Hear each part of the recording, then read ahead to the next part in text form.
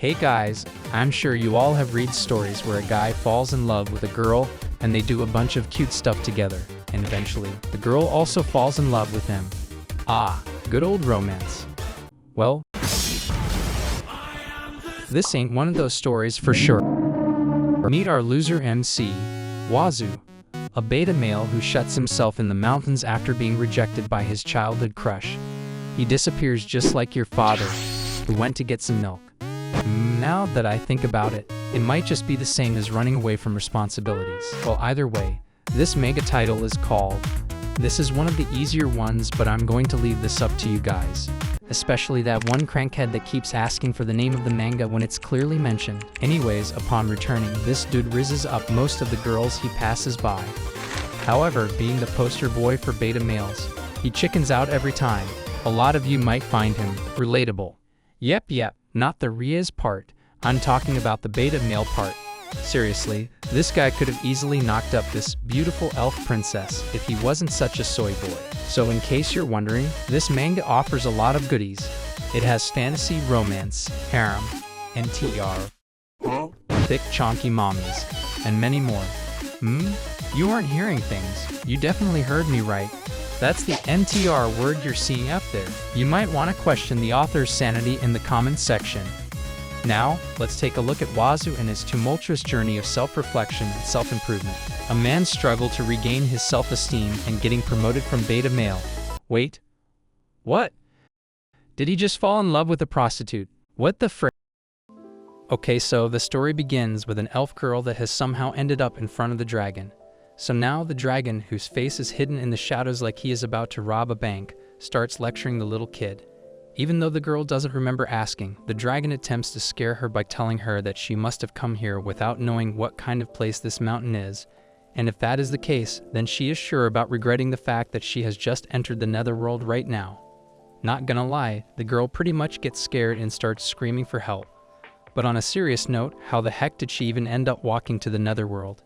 And right when the elf girl needed a big boy in her life, a guy, who starts walking epically like he is in some sort of an edit.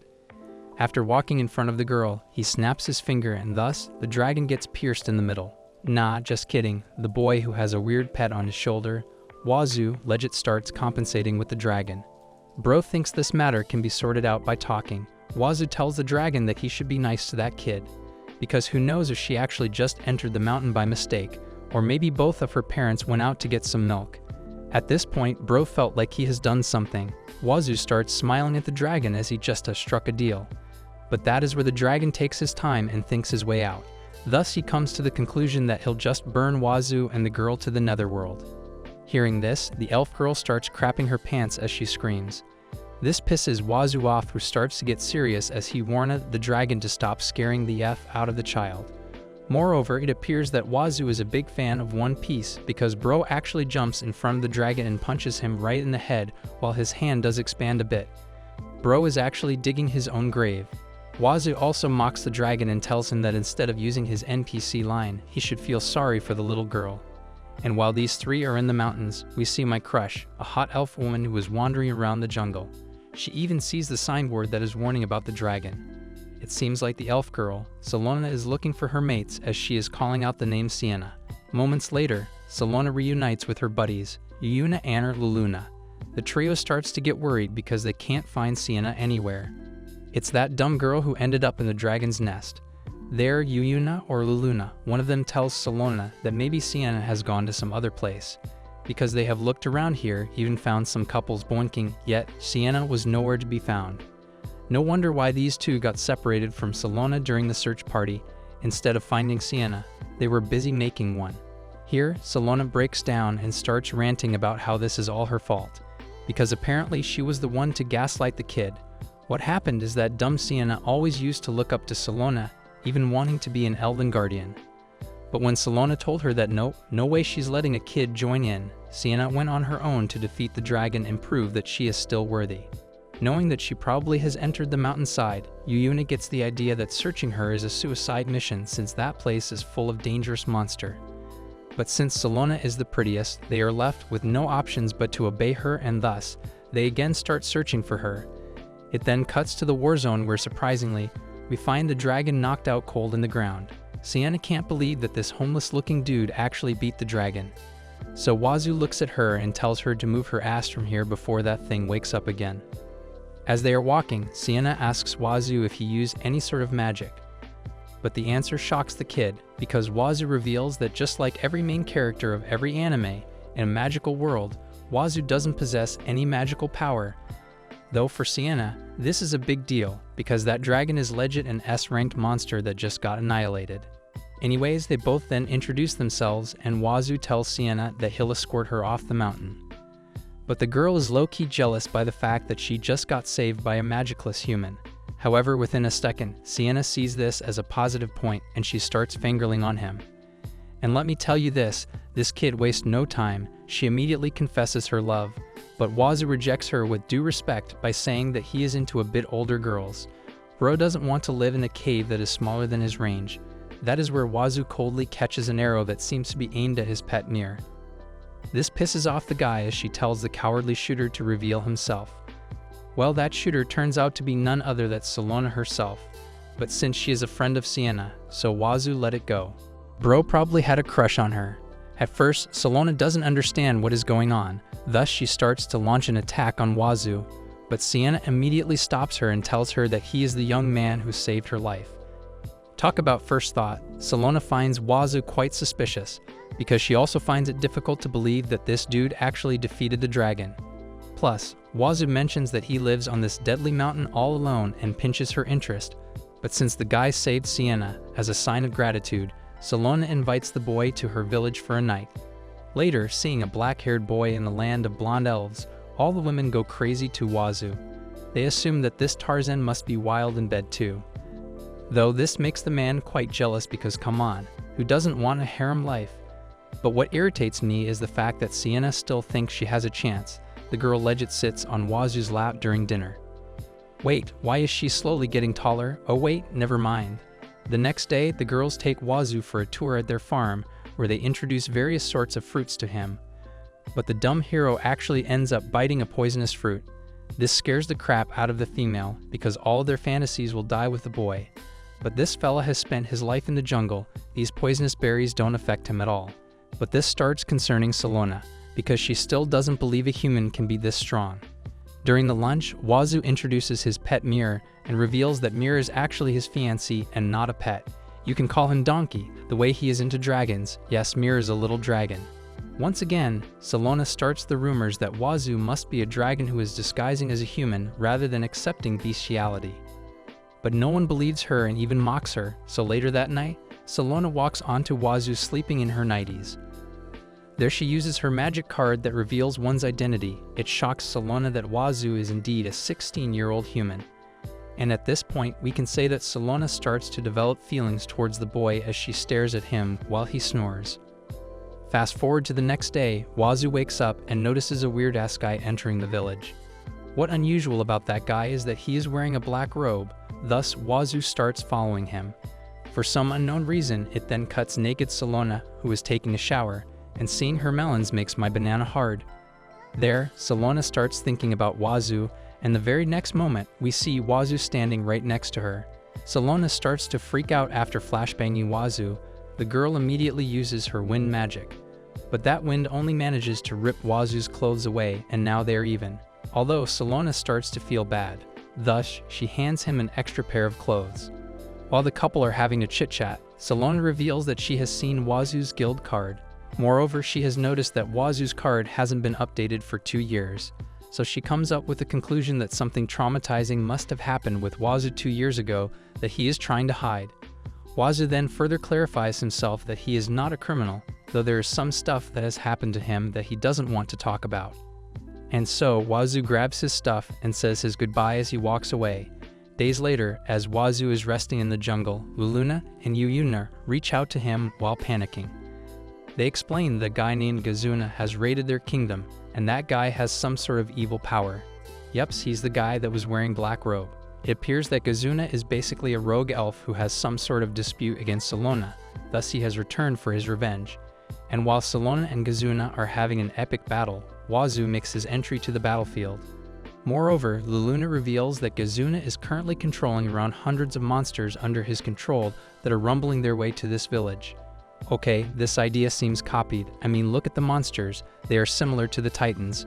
While everyone is running here and there, Wazoo holds Salona by the shoulders and tells her that she doesn't have to worry about the monsters. He'll take care of them. Meanwhile, Wazoo is counting on Salona to defeat Gazuna. Instead of believing in him, Salona advises Wazoo to run away rather than acting tough in front of the ladies. She still believes that Wazoo is all bluff, but right exactly there, Wazoo literally gets spotted throwing away those monsters like nothing. This sight confuses Salona, who should focus on her enemy at this moment, but can't blame her. It is not every day that the writers give someone such overpowered strength. Seeing a human defeating around 100 monsters without sweating makes Salona question herself if she is dreaming or something. I bet this is the sequel of One Punch Man. Bro is actually acting like him. He literally just punched a badass looking dragon and exploded the crap out of him. Gazuna is also surprised looking at how unfair this manga actually is. And when he mentions that these monsters are actually B-ranked creatures, Salona starts to believe Siena's story about Wazoo defeating an S-ranked dragon back then. After defeating almost all the monsters, Wazoo walks out to Gazuna and asks him if he still wants to continue this fight or wishes to give up. Hold up, Salona had one job, which was to defeat the elf Gazuna, and all she did was stare at Wazoo doing his thing while her melons got pointy. Here, Gazuna gets pissed off and decides to use his trump card. The guy takes out a red orb. Well, since Wazoo and Salona are clueless about what red orbs do, so Salona's mannequin Luluna and Yuyuna start shouting and telling Salona to run away because apparently a red orb is far too dangerous and powerful. But it appears that those two were too late to warn her, and thus we see a large barrier occurring right next to them. It appears that Gazuna planned to use this barrier as a TV screen where he and Salona would see all the elves getting massacred in front of her. But things never go as planned in this accursed world, and here they are. However, this isn't the end, because Gazuna's true objective is to kill Salona with his bare hands. Come on, leave the hot lady alone. And the moment Gazuna swallows that red orb, a dark aura starts to roam around him. And in the hopeless state, no one is being able to help Salona since only she and Gazuna are trapped inside the barrier. Thus, Salona tells everyone to get somewhere safe and leave her alone. Not gonna lie, if Wazoo wants to, Bro can easily break the shield, but he chooses to stand back and spectate her for the time being.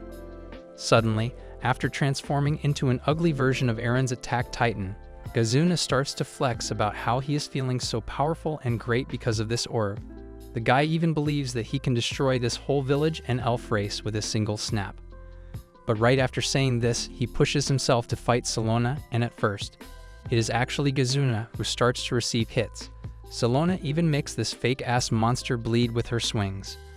But unfortunately, the manga would be boring if Gazuna dies like this or Wazoo defeats him with a single punch.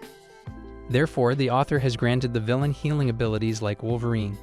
And at one point, Salona starts to get tired, and that is where Gazuna seeks the opportunity and grabs her by the neck. Not in a kinky way, he is choking her to death.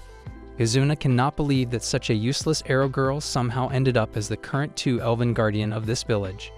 But it doesn't matter anymore since he plans to kill her anyway. Here, Wazoo gets the hint that if he doesn't step up, then he might lose his favorite mommy. Hence, Wazoo legit knocks on the shield like a door and breaks his way inside. Seeing the big boy stepping in, Salona takes a deep breath of relief, while Gazuna can be seen crying and telling Wazoo to please not step in this time. And when Gazuna shockingly asks Wazoo if he really is a human, the boy takes out his guild card to prove it. Though Wazoo there reveals that he may be a human, but only 88%. Not sure why everyone chose to ignore this line and carried out the fight. And it was this moment, Gazuna knew he is effed up. Thus the monster guy legit uses Salona as a hostage and tells Wazoo to step back or else he will kill this useless piece of thick meat. Seeing Gazuna playing a dirty move disappoints Wazoo, who doesn't seem to be stopping anytime soon. This starts to make Gazuna nervous, who asks Wazoo the reason why he is even interfering in an elf's conflict. Hearing this, Wazoo tightens his punch and death stare at Gazuna, while telling him that he finds Salona quite charming. So seeing her end up dying might not be an option, and just like that, boys and girls, Wazoo punches the crap out of Gazuna, who stood as a statue this whole time. Salona immediately falls into Wazoo's arm and thanks him for saving her while blushing. Oh wait, I don't see nearby. No wonder why Wazoo is getting so touchy. Here, Salona legit tells Wazoo that she can't have an intimate relationship or relationship with him in general, because it appears that Salona has sworn to her dead parents that she will protect this village for them, and it would be a shame if the village gets massacred while she is busy giving a head in the woods. Well, Wazoo understands her problem and apologizes for confessing out of the blue. Thus, once again, Wazoo bids his farewell and starts walking away. But that is where Kazuna literally smashes his body to Wazoo's, thinking that it would do something. After cornering Wazoo, Kazuna is about to land a punch but ends up getting stabbed by Salona's arrow in the back. Weirdly, after Kazuna dies or gets knocked down, Wazoo literally starts running toward the wood while making a crybaby's face. Once again, this fills Salona with guilt that she once again made the poor lad sad instead of choking him with her thighs.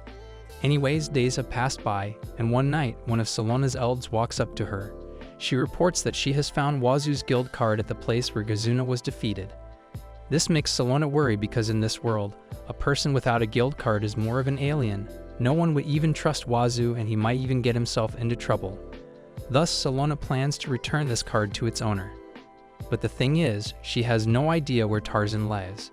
But one can actually talk to the guild card if it gets touched by the owner's blood, so Salona walks up to the place where Kazuna bumped into Wazoo and made him bleed.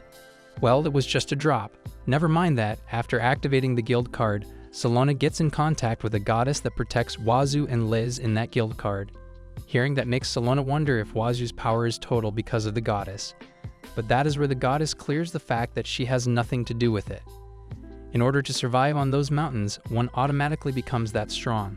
Upon asking personal questions about Wazoo, the goddess taunts and stops Salona right there because she did reject Wazoo not too long ago. But smart Salona actually tricks the goddess. She basically threatens her that if she doesn't tell her about Wazoo's past, then Salona would simply throw that card away. Hence, the goddess gets left with no choice, though she tells Salona to promise her to not tell anyone about it, not even Wazoo. And instead of telling her the whole story, she plans to simply show her the dream of what actually happened 2 years ago. We then get thrown back to Wazoo's hometown, the royal capital, Isco. There we see a blonde girl that low-key looks like Salona confessing her love to Wazoo. Even the hero seems interested in her, so anyway, the blonde girl, Aria, makes a commitment with Wazoo. She tells him that when they'll turn 15, they'll marry each other. Wait, I'm not into minors, but is Aria really under 15? Like damn. Don't raid me, FBI. At first, Wazoo does hesitate, but he eventually agrees to this commitment. And not agreeing, bro even tells his family about it. This shocks Wazoo's sister. Apparently, she doesn't seem to like Aria for some unknown reason. Whereas the mother is actually happy after hearing this news, she finds their commitment quite cute. Lastly, the father tells Wazoo to not break the promise he made to her. But somehow, when Wazoo tells his father that he and Aria are indeed serious about this, the father stares at him and reminds Wazoo that Aria is a church girl, and when she gets chosen as the saintess next year, what will other people say? Well, how does that even matter? Even the mother agrees and taunts Wazoo. She believes by that time, a kid like Wazoo might not be suitable for her. No way did his parents do him that dirty. Basically, his father had a lot of bad experiences with women back in the day. So speaking with experience, he believes that if Aria gets chosen, she would probably go on a journey to the hero's calling. After hanging out with real heroes, the dad highly doubts that Wazoo would even be an option for her. But like any other freshie boy, Wazoo believes that she is different.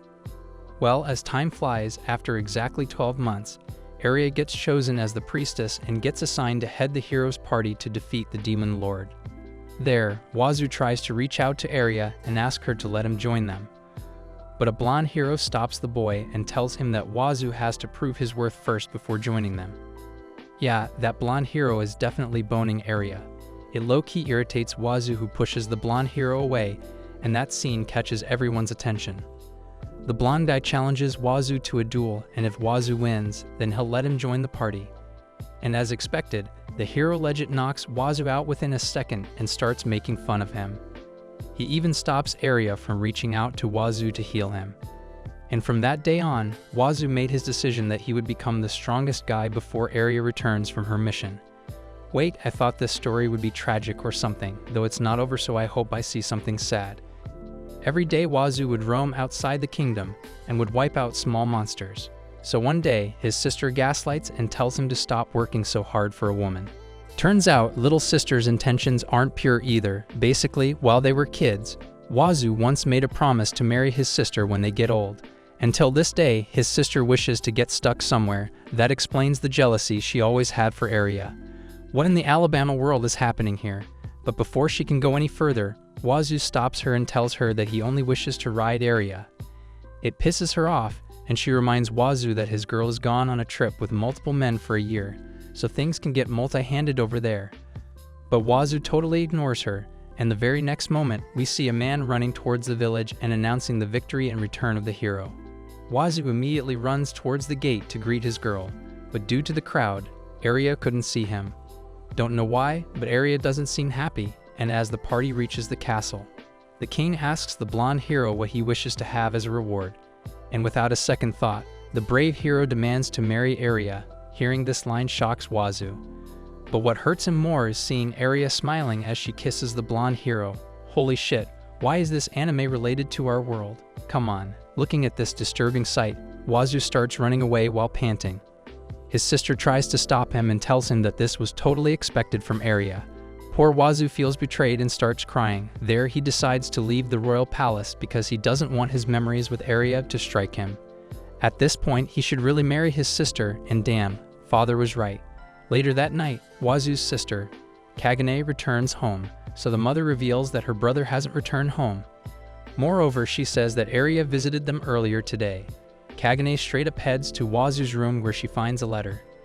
It appears that Wazoo has left his home and he will one day return when he would take pride in himself. But until then, he doesn't want anyone to be looking for him and wishes health to his family. And just like that, Wazoo went on a journey of his own while hoping that Aria would find happiness with that blonde swine. Bro has every reason to become a villain. After leaving the palace, things started to get tough for Wazoo. Poor boy got stranded on the mountain in snowy weather. Furthermore, Wazoo seemed weak and hungry, so due to that, he ended up fainting on the most dangerous mountain in the world. By far, Wazoo is considered lucky that he didn't bump into any sort of S-ranked monster, but he couldn't carry on either due to starvation. It was that moment when Mir first saw Wazoo. The little dragon somehow doesn't find Wazoo harmful. Thus she flies towards Wazoo and not so sure, but Mir takes out something blurry and feeds it to Wazoo. In an instant, Wazoo immediately wakes up, although he seems pretty tired. But that is when he reminds himself about how his girl proved the world right and played him off. Thus he gets a hold of himself and lets go of his suicidal thoughts. Wazoo immediately gets shocked after seeing Mir lying on his head. At first he believes that this must be an S-ranked. But after seeing Mir's face, Wazoo gets the idea that this thing is quite friendly. Plus, it technically saved his life, so he feels grateful. I just really hope Mir isn't actually his fiancée. After wandering around here and there, Wazoo legit starts eating random berries, mushrooms, and even bones of random corpses. As time passes, Wazoo and Mir become good friends. So one day, Wazoo takes out his guild card to show it to Mir. But that is where Wazoo freaks out the moment he hears his guild card talking. It could have been the mushrooms. Apparently, the guild card starts to act like a therapist. It tells Wazoo that everything will be alright. Plus, the goddess mentions that she has given Wazoo a blessing and wishes him the best. Basically, the goddess granted Wazoo an updated guild card that tells him about his skills in detail.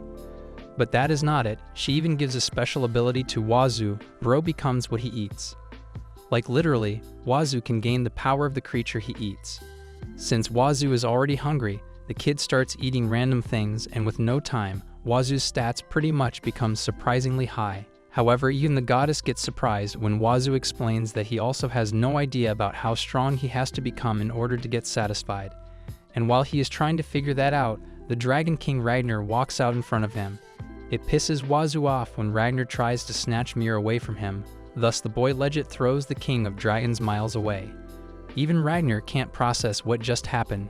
The dragon then gets humbled and explains that Mir is his one and only daughter.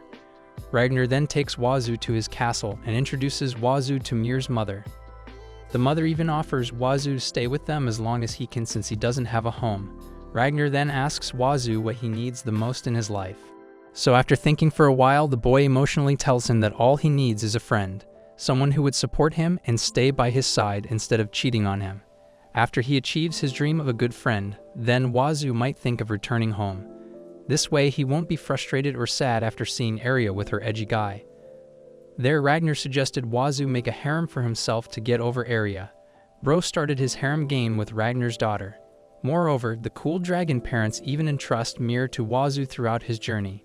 And before Wazoo leaves the castle, Ragnar tells him to use his power to help people if he really wishes to find love in this accursed world. So yeah, this is Wazoo's sad backstory that the goddess explains to Salona. Unbeknownst to Wazoo, his guild card is still in the village, specifically in Salona's hands, and the goddess has told her the young man's story starting from getting betrayed by his childhood fiancé. As a result, Salona regrets rejecting Wazoo's honest feelings, and even compares that deed to conducting a public humiliation, ultimately revealing that she really wanted to go with Wazoo since the beginning. Turns out the girl's promise to her deceased parents to protect the village hinders her wish, but that is until Yuna and Luna arrive telling Salona not to worry. The twins reassure the guardian leader that they are not weak and do not need constant protection. They turn to Salona and suggest that she join Wazoo's harem, reminding her that she owes him for saving her life. Luna gently grasps Salona's shoulders and explains that it is her choice whether or not to accept Wazoo's offer, but she should at least deliver the card he sent her. She emphasizes the importance of the card, not only because it contains a message from Wazoo, but also because it holds the goddess within its pages. Salona, fueled by a surge of motivation, declares her intention to pursue Wazoo and rekindle their long-lost romance, fulfilling the shipper's wish. Salona hurriedly heads home to pack her things and of course thanks the twins for their support as she runs at full speed, wondering what in the world the swelling feeling in her heart is amidst the starry night. Salona contemplates her wish to know more about the guy she probably loves while saying sorry to her parents for breaking the promise. Still, she knows that they will definitely give her a push. So, Salona with her adventuring gear departs on a journey to find Wazoo at a girl Elfan on Wazoo's side.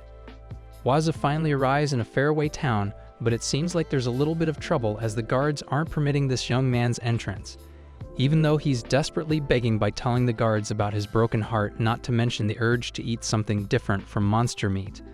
Unfortunately, they kick Wazoo away from the large gate of the wide territory of the fortress's town link, and this adventurer has little to no hopes of getting into this city soon. Outside the gates, the heartbroken guy contemplates Salona's rejection of his love confession and concludes it's because they haven't spent enough time together, making his efforts too hasty. Thankfully, Mur is there to heal the sad boy's heart. Wazoo, armed with a new strategy, regains his determination to confront Gunna. However, he first needs to retrieve his guild card without returning to the village, a prospect he finds utterly humiliating.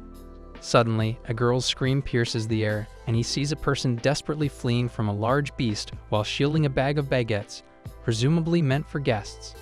The girl, likely an inn worker, sets aside her duties and pleads for help from anyone who will listen. Wazoo steps up to the challenge, delivering a thunderous blow to the boar's face, knocking it unconscious with a single strike. Therefore, the thankful girl praises Wazoo's strength and invites him to stay at their inn as a token of gratitude.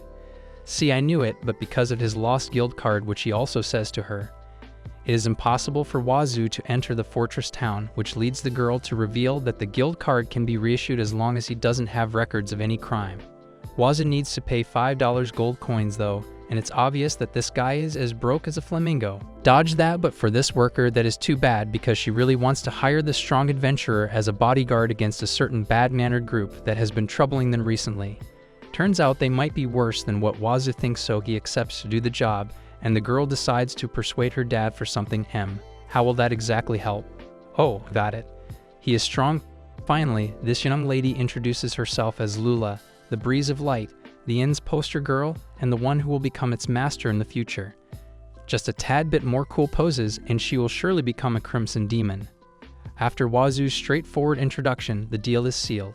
They set off to the gates of Link Town, where a guard named Orlando grants the adventurer a temporary pass and urges him to give his best to Regan, a man he refers to with great respect.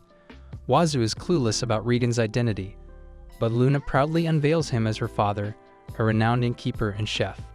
With that said, Wazoo will get his new guild card when the job is done, but he's clueless on what to specifically do, causing Lula to inform him that the tasks may probably be similar to adventuring quests like defeating monsters or running an errand. Still, Wazoo isn't for rank, so he needs to level up to receive deserving missions, get higher rewards, and stay longer at the inn, which is Lula's original motive to get more sales. Cunning.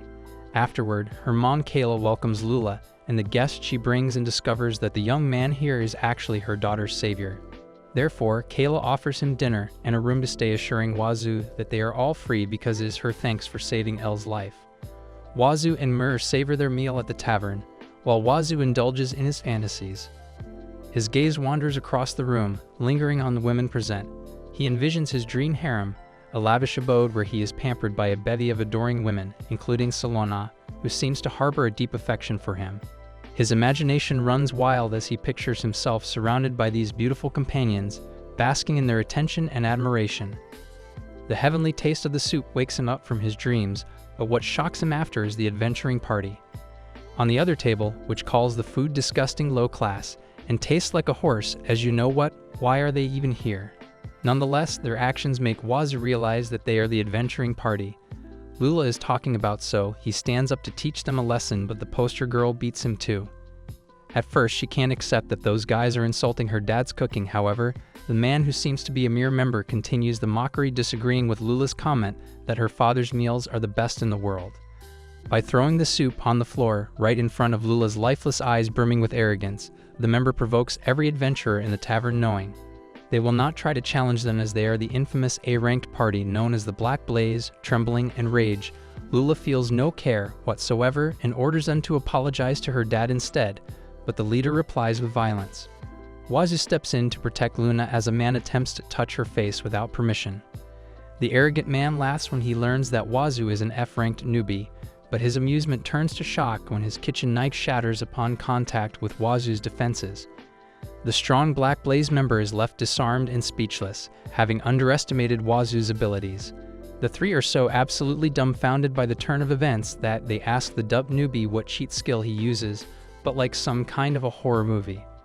Wazoo is already behind the man's back and throws him outside through the window to continue their little conversation. There he also gives the other two their turn, so the trio crashes into one another, and Wazoo follows them outside the inn where the other customers are gathering to watch the street fight.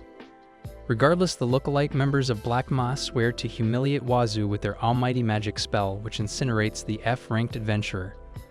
Worried, Lula yells Wu's name while Ma is just munching her food, because to everyone's surprise, excluding the dragons, Wazoo is completely unscathed, despite the undeniably immense firepower from the A-ranked adventurer. In sync, the three attackers deliver a simultaneous assault on Wazoo, landing their blows with precision and turning the tide of the battle in their favor, at least in their dreams. Wazoo counters with a single powerful punch, rendering his opponents barely conscious. The chaos triggers a chain reaction, causing one of the attackers to stumble into Luna and Mir, sending the dragon princess's bread flying toward the water fountain. Mir, enraged by this disrespect to her food, unleashes a ferocious growl, her eyes blazing with fury as she locks her gaze on the culprits, particularly the Black Blaze members, determined to exact retribution. Eventually, the water in the fountain utterly destroys Mir's meal, and grudges over food are something you should take seriously, which leads the dragon princess to shoot a fire breath to reduce their enemies into ashes hurriedly. Wazoo stops Mir before the whole area gets burned, and it is already satisfying that the Black Blaze has turned into a dark charcoal laugh. "I beg you anyway." The crowd yells their cheers and praises at the dragon tamer, but it seems like Mir is getting all the credit for this victory. Given that the spotlight has been stolen by the dragon princess, but now that the situation is settled, Lula thanks Wazoo for teaching the Black Blaze their hard-earned lesson, and it is, of course, because the young man agrees that the meals cooked by the girl's father are undeniably delicious. On the other hand, Kayla wishes that this would serve as the Black Blaze's sign to stop their arrogance, but there's no way these burned-up crisps can hear it, unbeknownst to them. Someone is hiding nearby while watching Wazoo, and it turns out to be a young lady, whom we will call Tada, wondering if the strong adventurer will lend her his power. The next morning, Lula wakes Wazoo in his room with an evidently refreshed face, because she apparently had a good sleep last night, due to what happened to the arrogant adventurers who are troubling their inn. The poster girl's enthusiasm for the heroic figure ignites a spark of excitement within her. She eagerly anticipates the hero's future accomplishments, unaware that the hero in question is me, not her tamer Wazoo. Overwhelmed by a surge of bitterness, Wazoo silently weeps, lamenting the lack of recognition he deserves. However, Lula's words of appreciation offer a glimmer of solace. She praises the heroic dragon tamer who resides at the Breeze of Light Inn, acknowledging Wazoo's contributions and bringing a smile to his tear-stained face. Basically, she's brutally using Wazoo as their endorser, putting that aside. The adventurer needs to meet the guild master today, even though it is Lula's dad who's supposed to give him the quest. She deliberately omits some details, and it seems like Lula can't accompany Wazoo this time because of some bread errands, which allows her replacement to show up. Therefore, the Adventurer Guild's receptionist, Emma, introduces herself to Wazoo, who is instantly captivated by the woman's beauty. It turns out that this is a direct summon from the guild master himself, so the receptionist is here and is even assisting Wazoo in changing clothes desperately. Wazoo stops the urge to look at the dangerous stuff and refuses Emma's assistant at the same time because this professional receptionist is going a tad bit overboard. When they go outside, however, Wazoo learns that Emma can't become a member of his harem because this woman is excitedly telling him about her husband, who was apparently fired up while watching Mur's Fire Breath yesterday, that he was spouting such cool words to his wife. Well, you can't expect this heartbroken guy to enjoy a love talk from the receptionist, but thankfully that finally ends as they arrive in Linux City's Adventurers Guild. The building's first floor is swarming with people of different races, including demi-humans among others. Yet you still can't find a human-faced Mimi girl. Well, better luck next time. Struggling to suppress his gaze from wandering to the receptionist's hips, Wazoo ascends to the third floor, where the guild master's office is located. Upon entering, he is greeted by the imposing silhouette of the man who has been eagerly awaiting his arrival. The guild master, who also happens to be the owner of the Breeze of Light Inn, Reagan, introduces himself to the F-ranked adventurer, Wazoo. Wazoo is shocked upon hearing his name because it also means that this man right here is Lula's father, and it is light years away before Wazoo can accept it. When Emily leaves the room, Reagan thanks the young man for saving his family from the rampage of Black Blaze yesterday, but Wazoo replies with the million-dollar question: is he really Lula's dad? Of course. Reagan says yes, revealing that Kayla is his wife causes Wazoo to go out of control as he calls the guild master names like Bailey and Old Goat, yelling his suspicions that Lula is not Reagan's biological daughter, but instead a child from Kayla's previous marriage, to his disappointment. Lula is Raiden's true child and Kayla is genuinely in love with him. So Wazoo can only cry, and all of the poster girl's actions finally make sense. Given that her father is the guild master, as the final blow, Wazoo realizes that Reagan is the inn's owner, so he forgives him because of his delicious cooking and begs to hurry and give the quest. Before that, Reagan informs Wazoo that no one is taking the high-level missions now due to the Black Blaze's hospitalization, and even though he's not blaming the boy for it, this F-ranked adventurer is the only one who can be relied on for this mission, especially because he is a dragon tamer. Reagan briefs Wazoo about a dragon sighting on a nearby hill 2 weeks prior and tasks him with gathering all available information about the creature, with the possibility of subduing it if feasible. Despite the inherent risks, Wazoo readily accepts the mission, enticed by the substantial reward of 30 gold coins, which would leave him with a considerable amount of change after paying for his guild card. Reagan offers preparatory advice for the quest, but Wazoo simply requests a map and nothing more, confident in his ability to handle a dragon with a single punch. Saying anything other than that is a burden, after learning he can get one from Emma.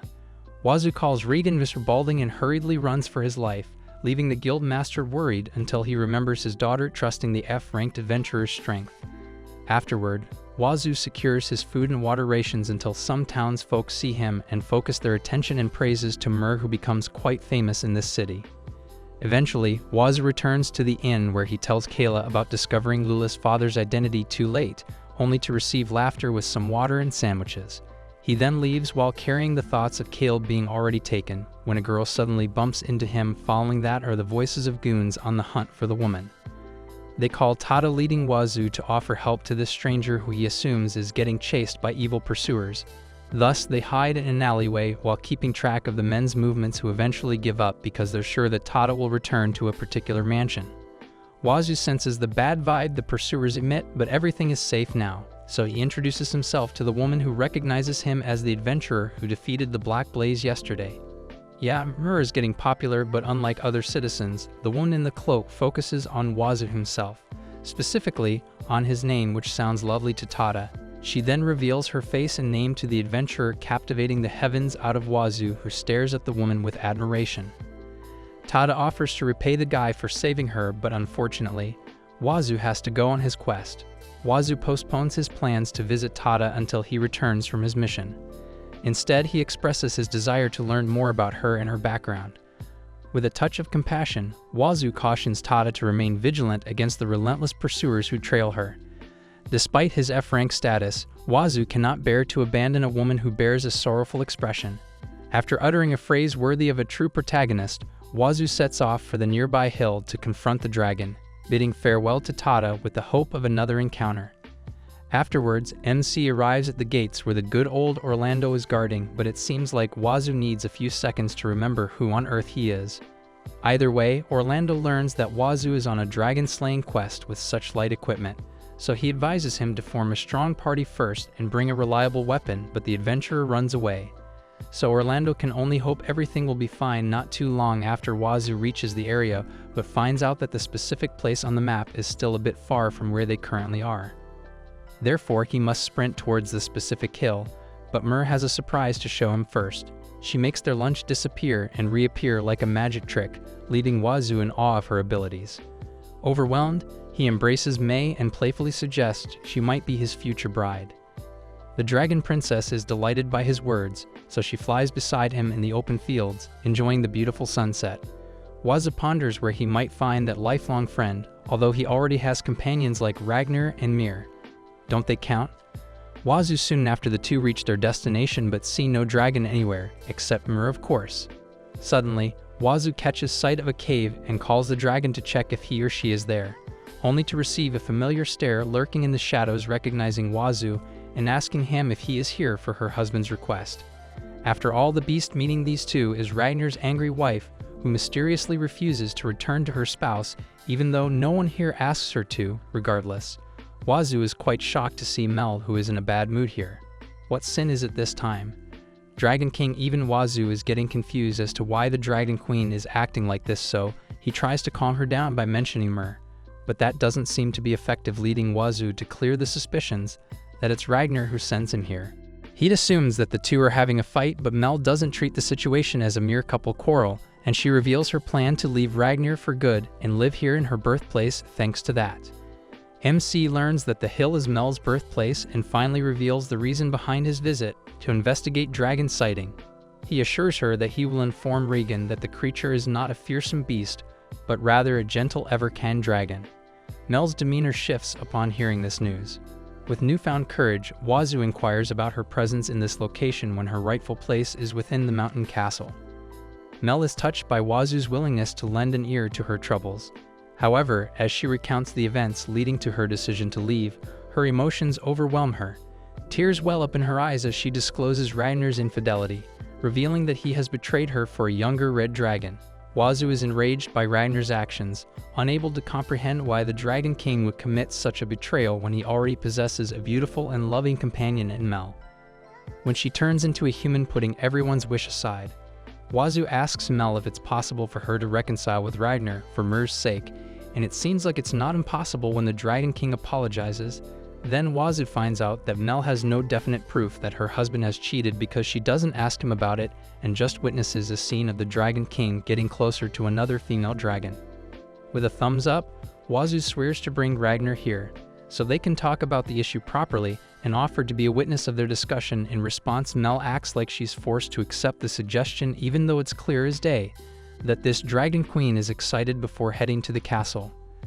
Wazoo leaves Mir to her mother because the mountain is pretty far after all, so the adventurer sprints towards the destination alone. His kindness never fails to show, and Mel notices that, of course, and she wishes for Ragnar to learn a bit from the young man after a not-so-long journey. Wazoo arrives at the castle and calls out to the Dragon King, only to find him in a state of shame and dejection. Ragnar is surprised to learn that Mir is not with Wazoo and demands to know where she is. Wazoo informs him that Mir is with Mel, who is at home because Ragnar has cheated on her. However, Ragnar denies any wrongdoing and insists on seeing his wife. He doesn't even seem to have any intention of apologizing to Mel, because this prideful dragon wants to order her to come back, and that's it. Now, you know where to go, where you want to be a good husband, and it's not Ragnar. Thus, Wazoo scolds his hopeless plan and asks the whole story of Ragnar's sinful endeavors.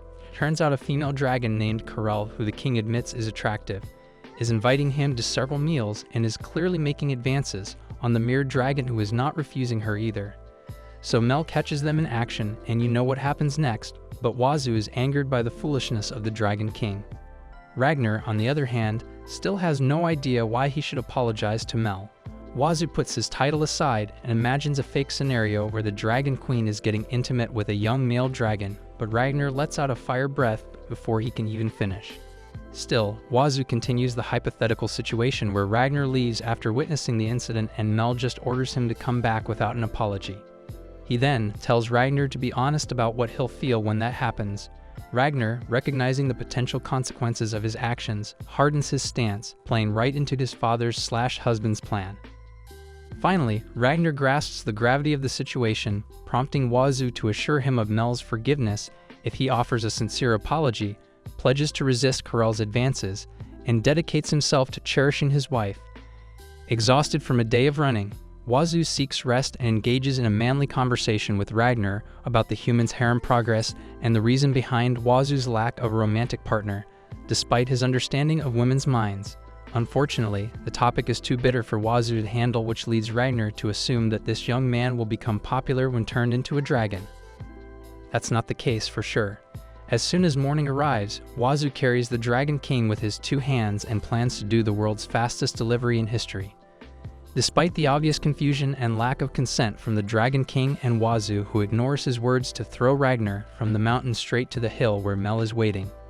This way, the Dragon King will reach the destination before Wazoo, but the adventurer remembers he needs to witness their talk as his promise to Mel. So he hurried, running toward the faraway cave on the hill. Upon entering, he immediately asks the two if they have reconciled, only to see Ragnar lowering his head to not just 1 but 2 white dragons. Right when Wazoo thinks that the stranger besides Mel is Karel, he hears her calling the Dragon Queen's daughter and remembers Mel mentioning she contacts her mother eventually. Wazoo joins the conversation as if saying he's here now, so Mare rushes to him with an instant embrace, stealing the attention of Ragnar's mother-in-law, who stares at Wazoo as if measuring his strength. In the end, she fails to measure the limits of the adventurer's power, but that itself is enough to convince her that trusting Murd to him is the correct choice. Not to mention Mel is planning to have the two married when her daughter reaches the right age, of course. The father will not consent to the idea, but it seems like her mother-in-law possesses the better authority here. Upon realizing that the elderly dragon is the former Dragon Queen Mel, Ragnar immediately adopts a more respectful demeanor. With Wazoo's assistance, Ragnar attempts to explain the misunderstanding surrounding his infidelity, but his words only serve to rekindle Mel's anger. It turns out that Mel is already aware of the truth and is deeply disappointed that Ragnar is relying on Wazoo to convey his apology rather than expressing remorse himself. Exasperated by the escalating tension, Wazoo pleads for them to reconcile and requests permission to speak with Ragnar privately. Wazoo learns that Ragnar's pride is in tatters after saying sorry, but the second phase comes next, as Wazoo advises the Dragon King to go along with all of his wife's whims. Of course, the young man has no experience doing that because he doesn't really have a lover, and this advice is apparently his dad's favorite saying. Nonetheless, Wazoo asks if high-class restaurants for dragons exist, given that the next plan is to have Ragnar treat his wife to delicious food. Unfortunately, those establishments don't exist for dragons, but it's mysteriously not a problem to Ragnar. Thus he goes back to Mel and Mel kneeling down as he seriously apologizes to the two for all the troubles and promises to refuse any contact with Karel by introducing her to other male dragons. Moreover, he swears to deepen his relationship with Mel and take better care of it, ultimately inviting the two to the human town of Link as a token of apology. Fortunately, his wish to give them time to rest their body by enjoying the scenery and food in that particular city convinces Mel that her husband has become thoughtful, starting with the current Dragon Queen.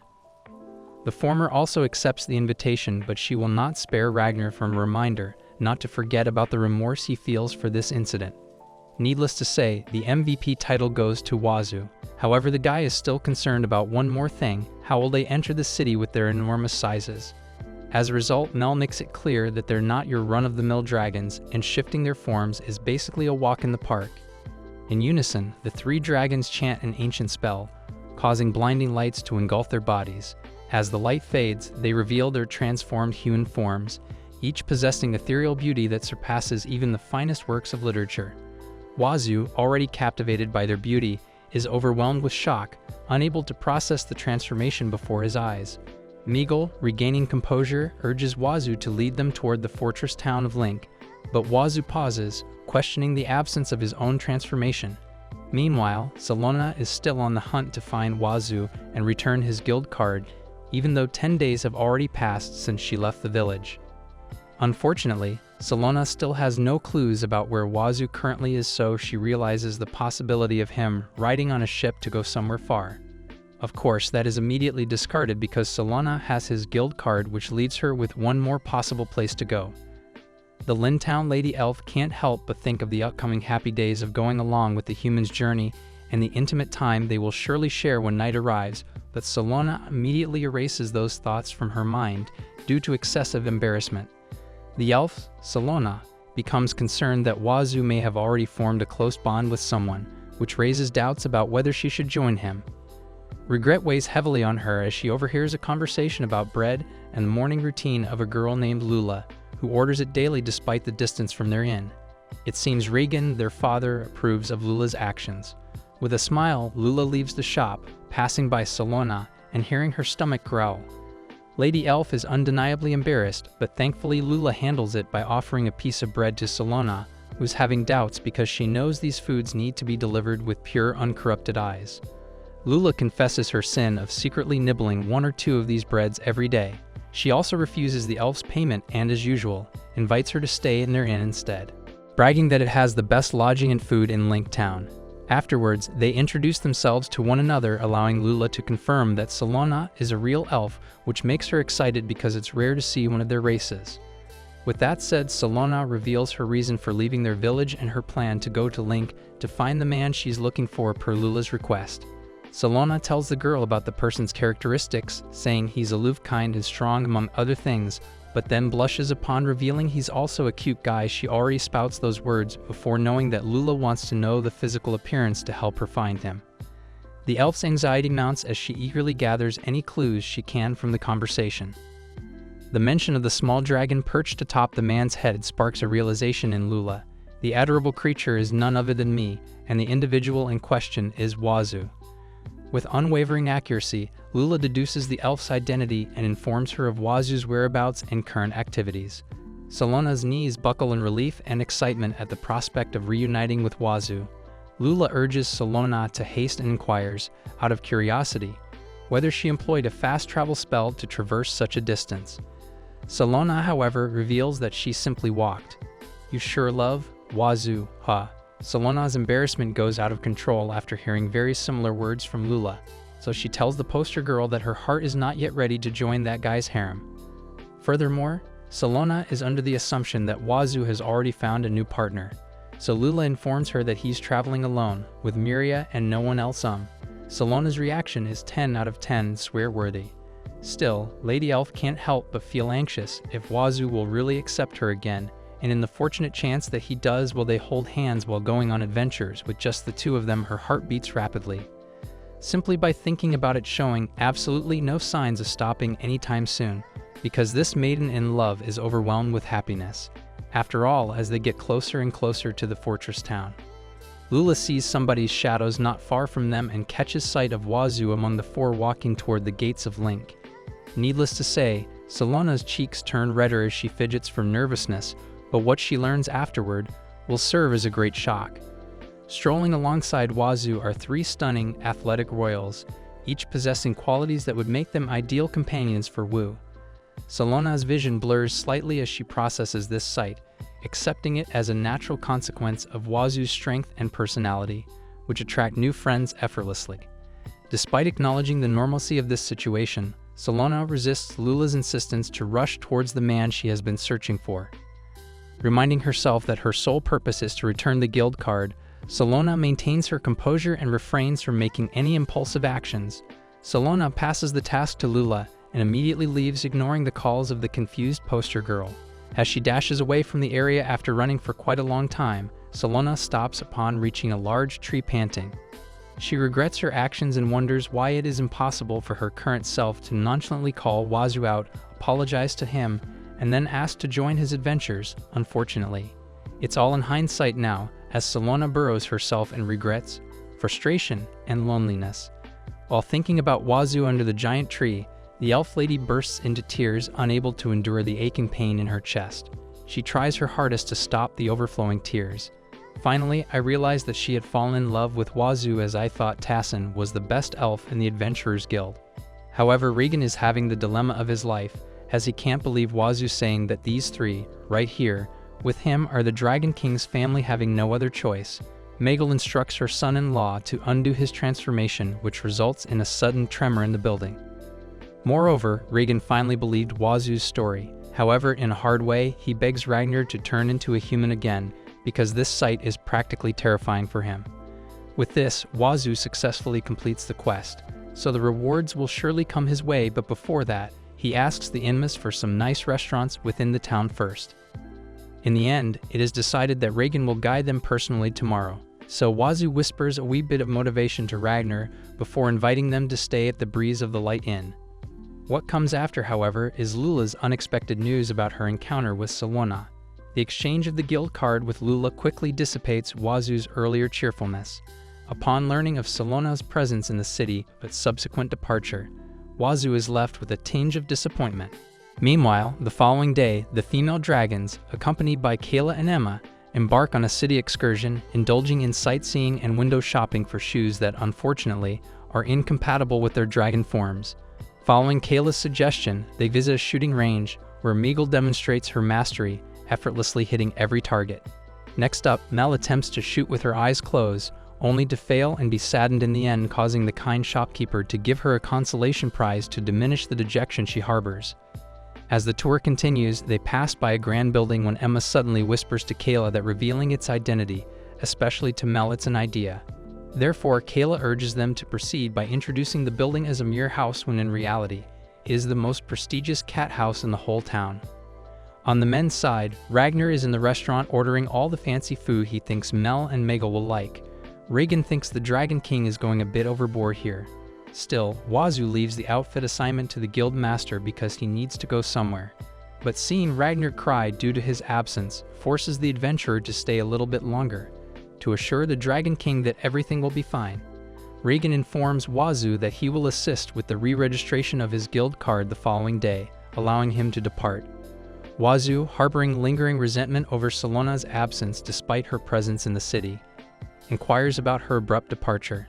However, the attention-seeking goddess deflects the question, eager to shift the focus to Wazoo's new companions. Upon learning that Wazoo is merely the dragon family's guide, Solona misinterprets the situation, assuming that Wazoo has abandoned his journey to become their guide.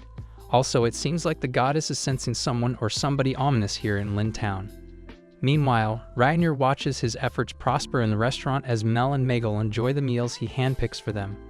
Furthermore, they are asking for seconds or how many servings it is, now that Emma doesn't want to imagine the bill anymore. Fortunately, this whole thing leads Mel to forgive her husband and decides to forget this accident. She then pouts while giving Ragnar a cute warning not to repeat his sins with a hug and a bit of sweet, "I love you." The case closes, and it is Megal approved the following day. Another, not-so-bright time arrives for the crying Wazoo, who is complaining why his reward is only 5 golds when it should be 30. While according to Emma, the guild master deducts a total of 25 gold coins to pay for the dragon family's payment for feast lodgings and other expenses. Let's just look at the bright side. Thankfully, Emma informs Wazoo that he's promoted to C rank, which enables him to take more quests and obviously higher rewards. It's not a surprise for Emma, though, knowing that Wazoo is absurdly strong, that he can talk to dragon royals like it's natural and not take the severe tests for promotion. Now that the guild card issue has been fixed, Emma informs the adventurer that Regan is planning to take him to a quote-unquote nice place as thanks for yesterday.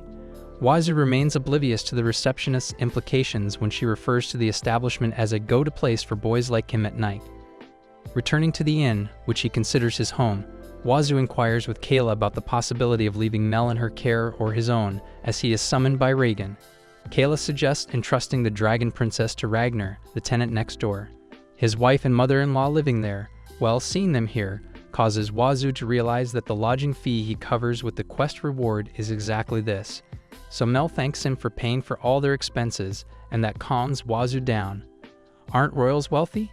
Oh well. Afterward, Wazoo leaves Mur to her family, but it seems like the Dragon Princess knows what place he is heading to, because she's not letting go of him.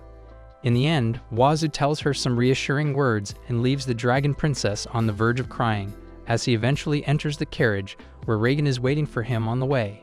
They talk about the entertainment district and where in the world will the guild master bring Wazoo.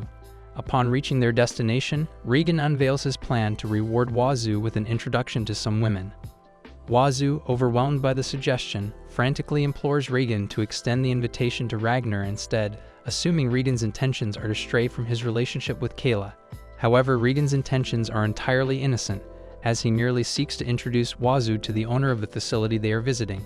However, his wish for Wazoo is to be an adult and admit to enjoying their services before only to find out that his cherry hasn't popped in his entire life. Yet, well, sorry for being a cherry boy, Wazoo gloomily says, ignoring his mental and emotional agony. Regan knocks on the door and sees Get his and Kayla's former adventuring comrade and the owner of this nice place at night, like what Emma calls it, Reen. Then presents the young adventurer with absurd achievements, so Get shakes his hand with pleasure and urges the two to come in. Thus, Regan reveals that it is Woo's first time in a place like this, which means the young man will turn into an adult anytime soon. With a harem of potential partners laid out before him, Wazoo faces the daunting task of choosing his cherry popper. His inner turmoil brings to mind Salona, deepening his bitterness. Suddenly, the most beautiful flower, Tada, descends the stairs, volunteering to be his partner for the night. Recognition dawns on Wazoo's face as he identifies Tada, who is delighted that Wazoo remembers him. They recount their previous encounter when Tada was fleeing her pursuers, and Tada expresses her desire to elevate their relationship from mere acquaintances to something more intimate. With that said, she pulls off the legendary move of "Am I not good enough?" So Wazoo tells her it's not true and gulps the glass of booze out of embarrassment. Little does he know that they're having a conversation out there about Tada wanting to build some connection with the strong adventurer. Well, he'll have no way of hearing that now as he passes out after drinking a few more glasses. The next thing Wazoo sees when he wakes up is not an unfamiliar ceiling, but a soft-looking jiggle a woman's bosom, as he finds himself sitting on Tada's lap in her bed with a teasful smirk. Tada greets the cherry boy for waking up, but that leads Wazoo to panic, assuming he already did the deed with the woman. That's not yet the case, of course, as Tada gives Wazoo a glass of water and tells him that Regan has already left. Having ensured Wazoo's consent, Tada initiates her mission to become his cherry popper.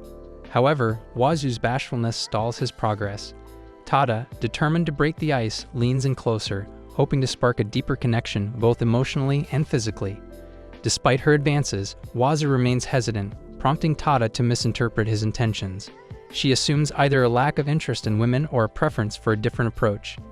In reality, Wazoo simply yearns for a genuine conversation, seeking to establish a meaningful connection before proceeding further. Along those words, Wazoo covers Tada's chest with a blanket and reminds the woman to value her body more, instead of offering it to him so easily. Tada giggles in Rep L to such manly words coming from a customer. I think it's too ironic coming from a man who goes to their place late at night. But she shows a bright smile worthy of protection, thanks to Wazoo's kindness. Consequently, Tada reveals tricking the cherry boy, saying she's been bugging Regan to meet Wazoo ever since she sees his fight against the Black Blaze. After all, she wishes to borrow the adventurer's strength, for the reason that involves the pursuers who chased her the other day. Wazoo instantly accepts but refuses the reward from Tada, assuming she's referring to money when the truth is something as dense as he wouldn't understand. Grabbing her shoulders, Wazoo assures Tada that he won't leave someone with such a lonely expression, just like her, alone. The red-faced woman pouts as she teasingly comments about her having a lonely face, trying so hard to contain her embarrassment, due to Wazoo seeing right through her feelings. Amidst their laughter, Tada shares her story with Wazoo, revealing her employment at the establishment as a means to repay her father's debt. She explains that the pursuers are ruthless debt collectors who will stop at nothing to enforce payment, including resorting to forceful abduction.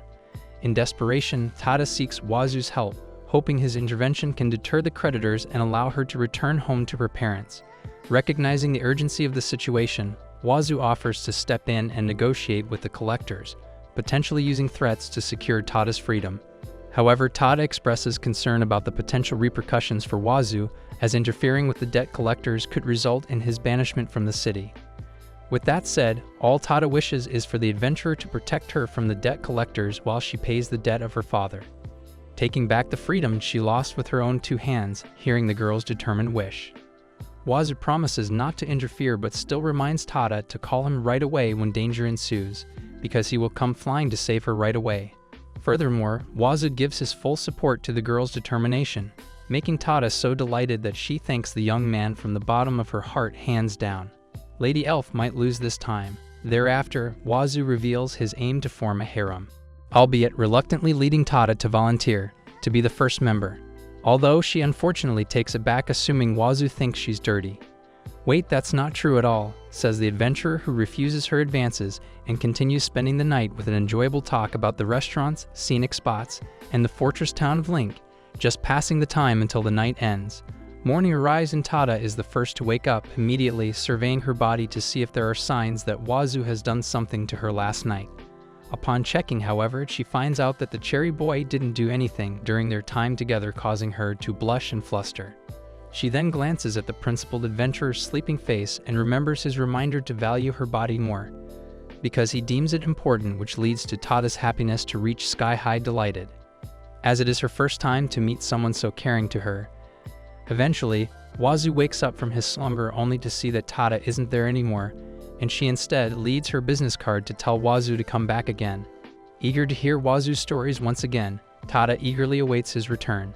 However, their reunion is interrupted by Nenya, a moody Nakomi girl who warns Wazoo against getting a big head, implying that Tada would never take a plain-faced nobody like him seriously.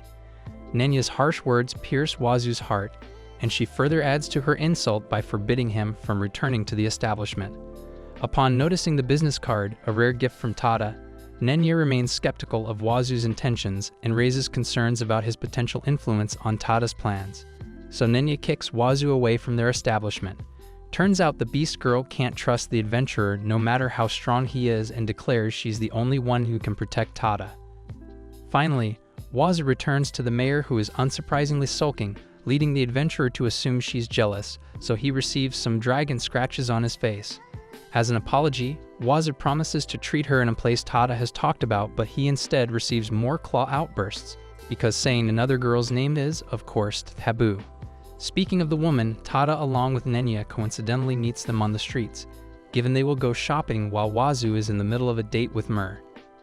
Therefore, Tada uses this opportunity to introduce Nenya as her bodyguard, but the cat-eared girl refuses any handshake from Wazoo and suddenly goes to Mur to play with the dragon princess for a while before she leaves and urges the cherry boy to be a man and get closer to Tada, unexpectedly becoming a wingwoman for the two to have some alone time.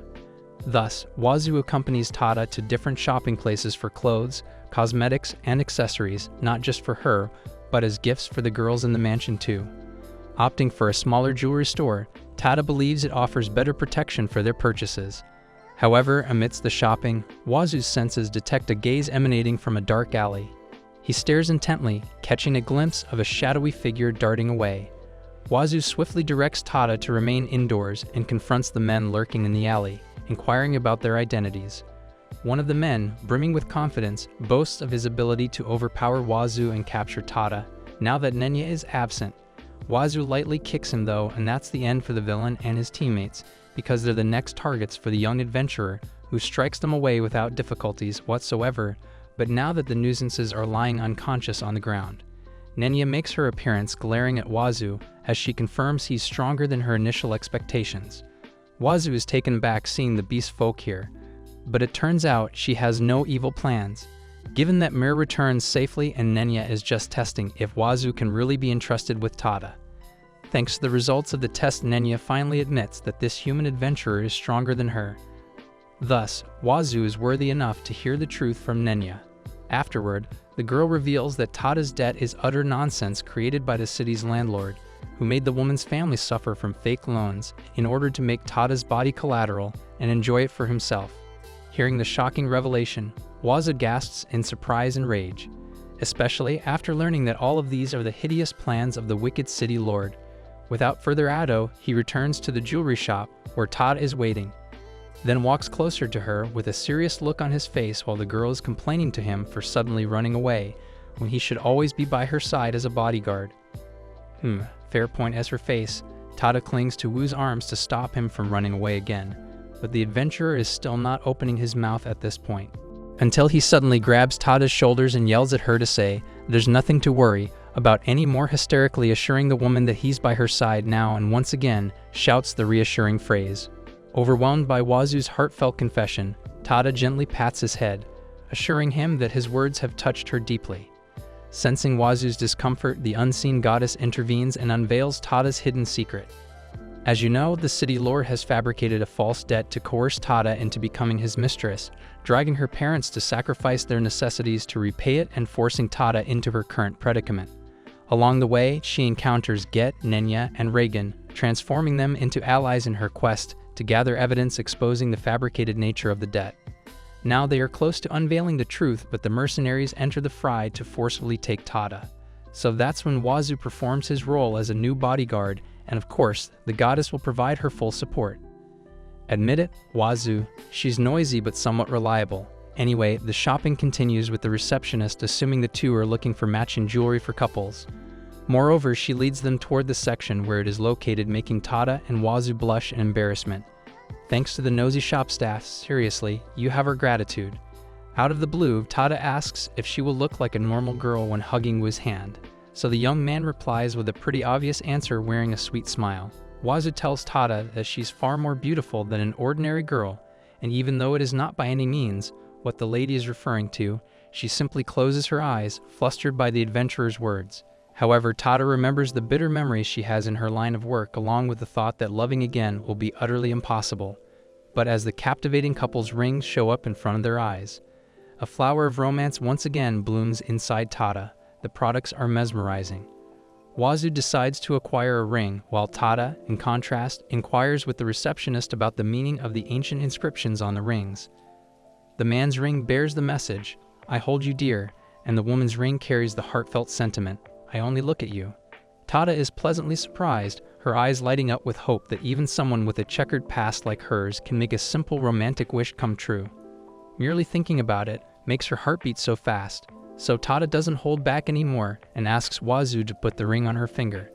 Side by side, they enjoy the view of the sunlight hitting the window, bringing illumination to the romance tokens on their hands and making Tada feel that she's an ordinary girl falling in love. Thus, Tada gives this as a gift to Wazoo with the pretense that it's her gratitude, even allowing the adventurer to wear it only when they meet, to not hinder him in his battles when taking quests with that condition. The two promise to one another, and Tada is now one happy maiden in love as Wazoo then escorts her back to the mansion, where Nenya and May are waiting. Waving goodbye to Wazoo, thanks Tada for giving him a ring, which leads Nenya to conclude that her beloved older sister figure is falling hopelessly in love with Wazoo. Unfortunately, Mer can't accept the sin of her partner and violently lashes out at him because of the ring. Ultimately, she tackles Wazoo until Mel asks her to stop, so as not to destroy the inn. On the one hand, Ragnar angrily reprimands his friend for exchanging rings with another girl because their relationship might get intimate as time goes on. Unaware that his overassumptions irritate me even more. Thankfully, Megel believes Wazoo that nothing really happens, but that is terrifyingly followed by a threat. So the human eases the situation by apologizing to Mer. He then shows the mesmerizing necklace as a token of gratitude for always helping him out, and the dragon princess happily accepts it by bursting into tears of happiness and hugging Wazoo. Ragnar is also crying, but it's because his gifts haven't moved Mir into tears even once, so he can't just forgive Wazoo. Isn't he? The next morning, Wazoo wakes up on the floor because Mir has taken over the bed in his room. He's forced to rise, and just then, Emma rushes into the room in a panic. She's a bit late in realizing that Wazoo is on the floor, granting him a view of the receptionist's uncharted area. In response, she offers him two options for his transgression, and Wazoo wisely chooses an unreasonable quest over public embarrassment. Emma then informs him about a sudden poison swamp in the southern forest of Linux and inquires about his poison resistance level. Proudly, Wazoo shows his guild card and presents the note saying any abnormal statuses do not affect him whatsoever. Emma's reaction is a bit aching in his heart, though imagine someone calling you monstrous. That said, it is partially true. So, Wazoo prepares for the investigation quest by leaving Myrrh to her family to prevent the dragon princess from the dangers of the poison. Mel, on the other hand, reminds Wazoo to be careful because she has bad feelings about this. Like Ragnar, who eventually tells his friend to bring him along, however, seeing MC refusing forces the Dragon King to spot some reassuring words, specifically. Isn't it also okay to depend on me sometimes? Regrettably, he looks like a useless father in his human form, according to Wazoo, so Ragnar undoes his transformation and urges the adventurer to ride on his back, as it will be undeniably easier and not physically taxing for him this way. Without further ado, the two take off and soar in the skies to reach the swamp as soon as possible.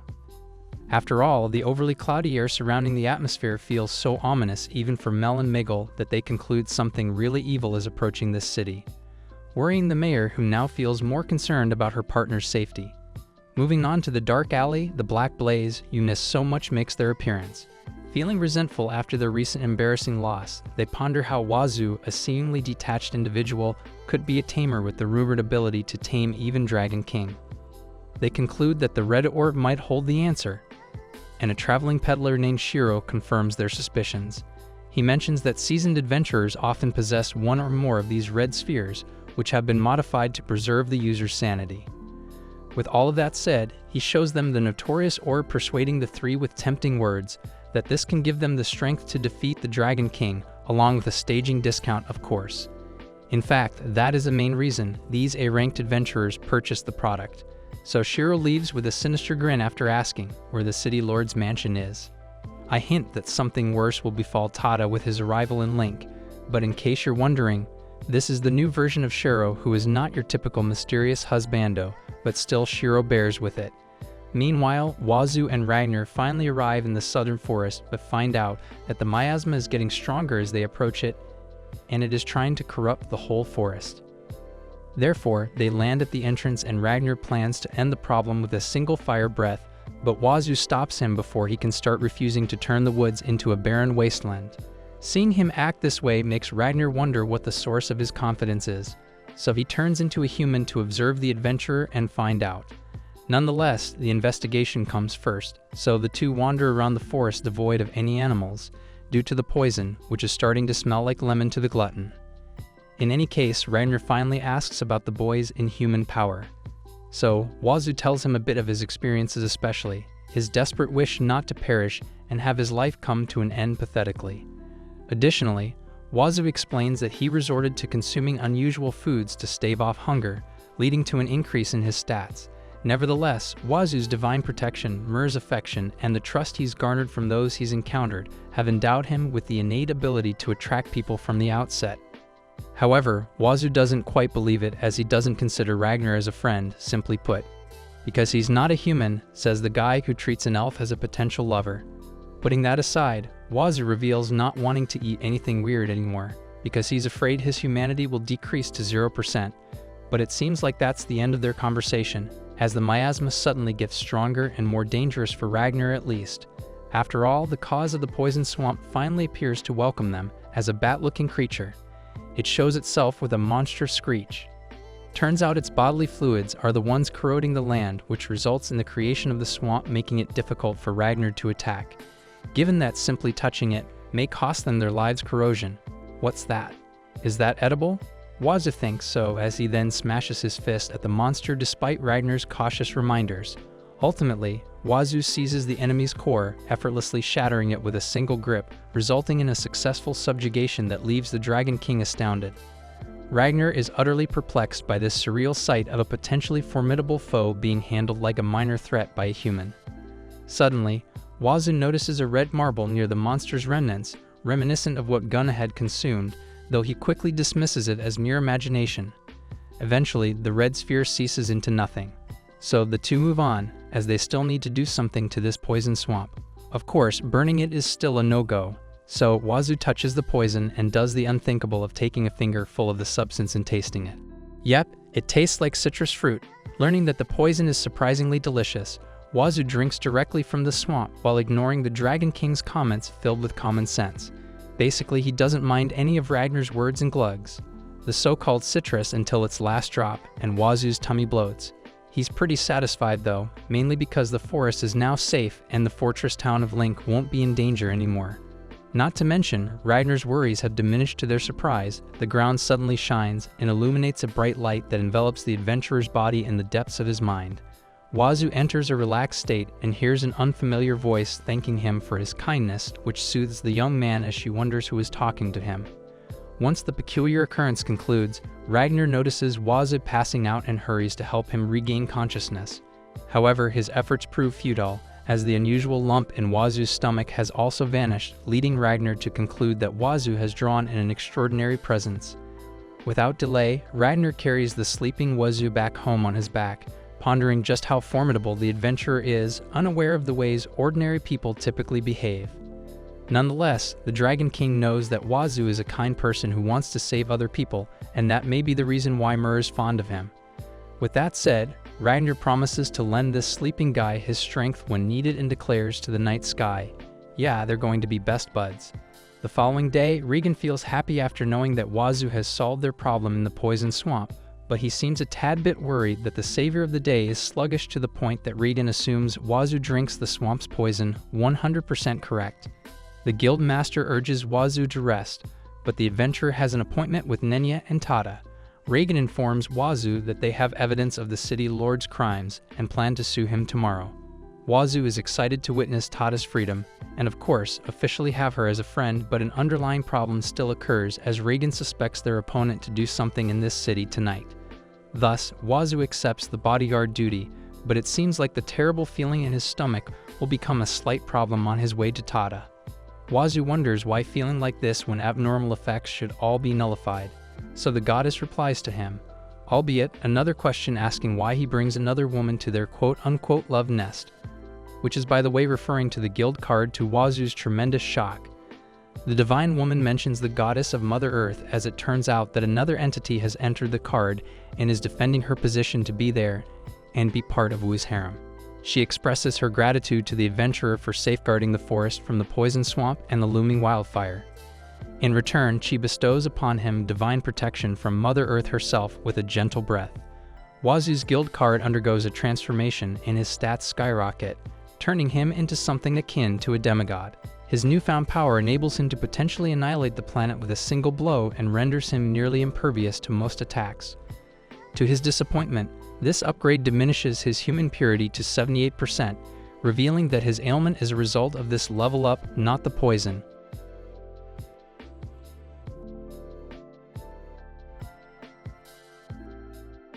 With that in mind, he rushes to the mansion and learns that Nenya is waiting for him with her tail wagging, while scolding Wazoo for making them worried.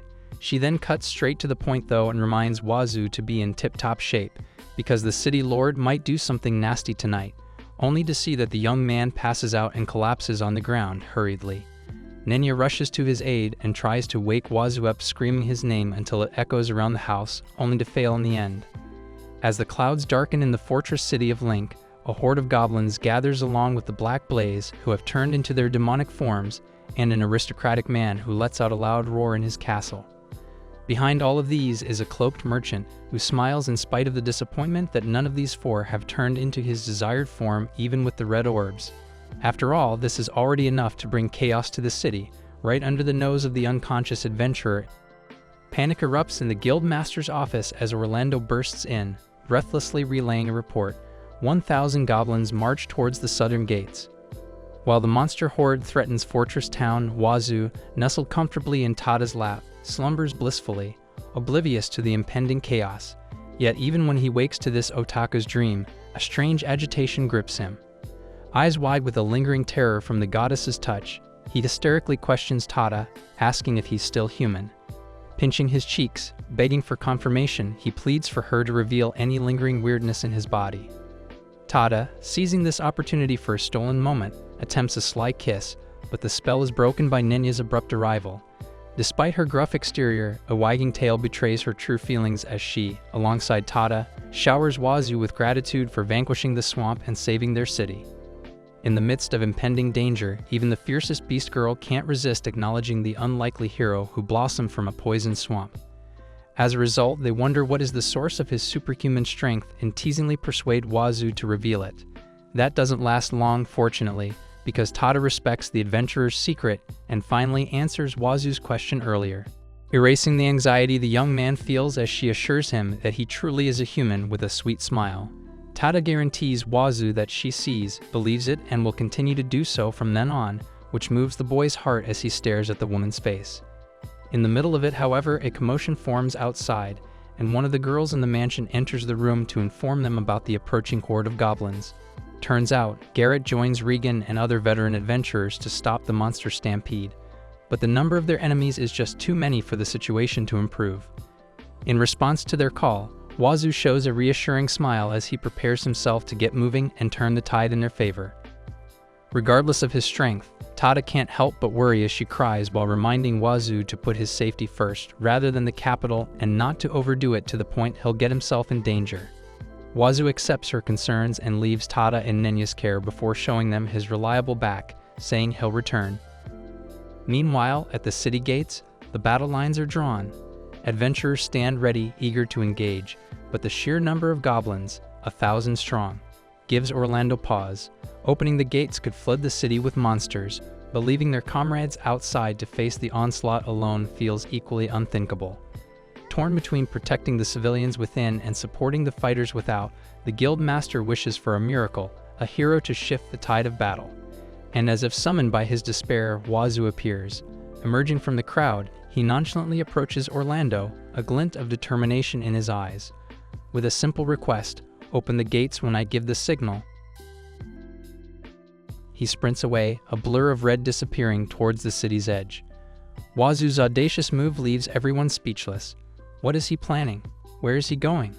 The answer awaits just beyond the city walls, where a lone figure prepares to face 1,000 monsters, the fate of Fortress Town hanging precariously in his balance.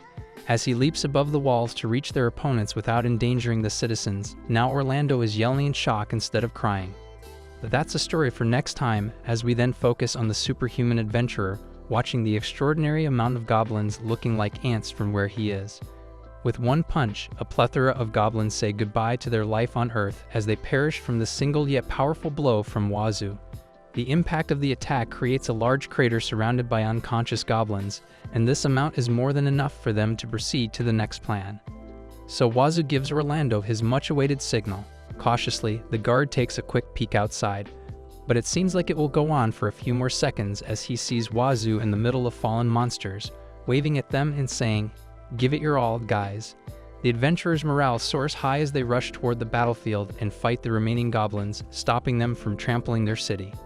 Moreover, Orlando is smiling now, thanks to the adventurer who gives them this opportunity, leading Wazoo to entrust the situation here to him, while he looks for Regan and Jarrett fired up.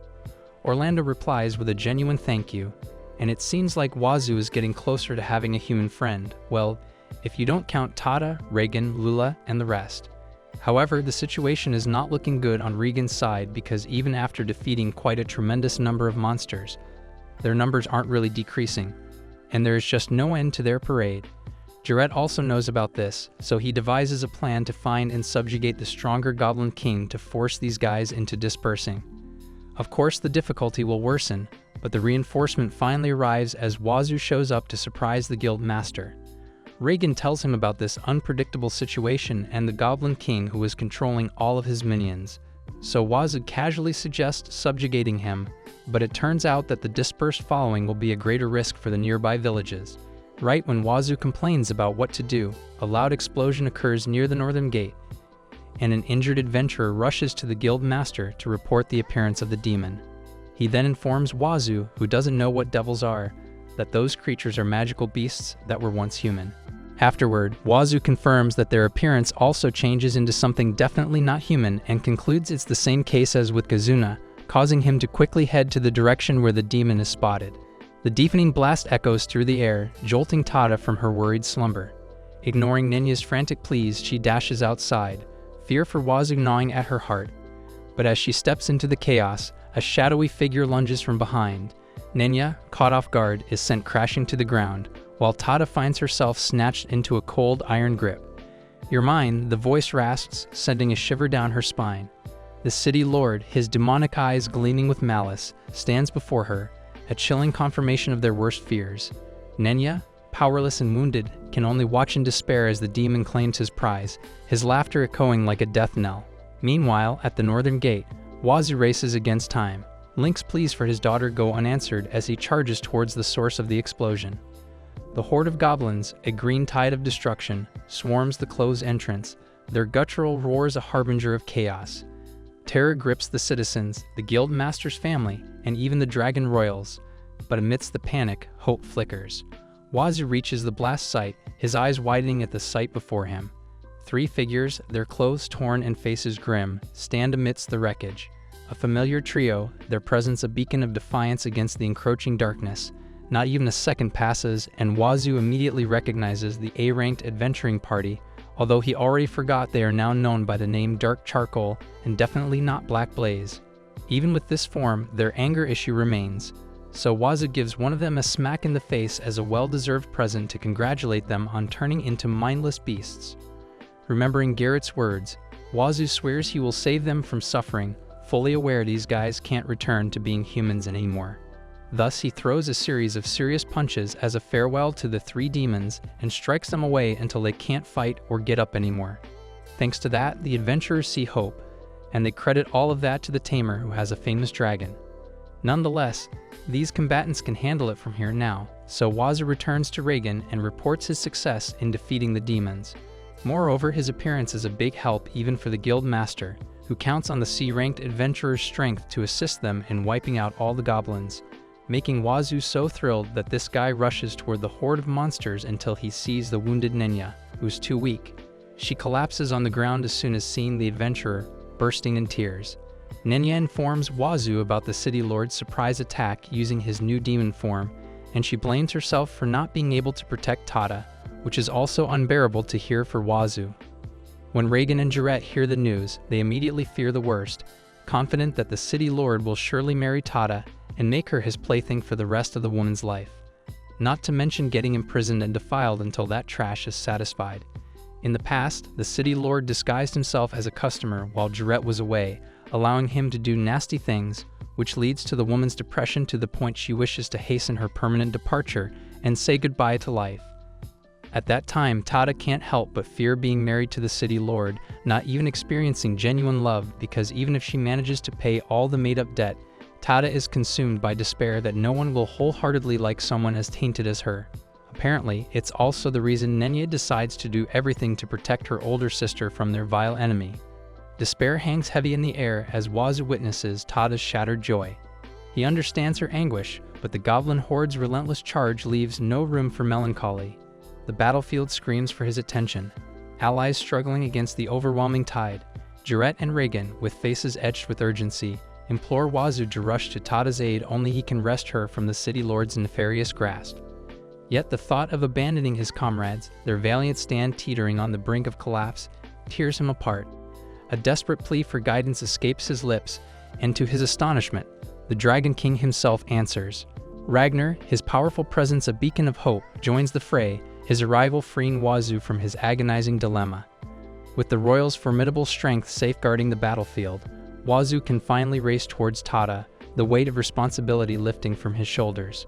In a moment of rare emotional vulnerability, he hails Ragnar as Best Bud, a title previously reserved for humans in Loki's eyes. Though confused by the chaos, Ragnar's presence is a beacon of hope. With him on their side, Wazoo can finally race towards Tada, leaving the battlefield to the king's fiery might. Ragnar, eyes glinting with hunger, sees the 800 goblins not as enemies, but as a delicious barbecue. Burning things seems to be a dragon royal family tradition after all.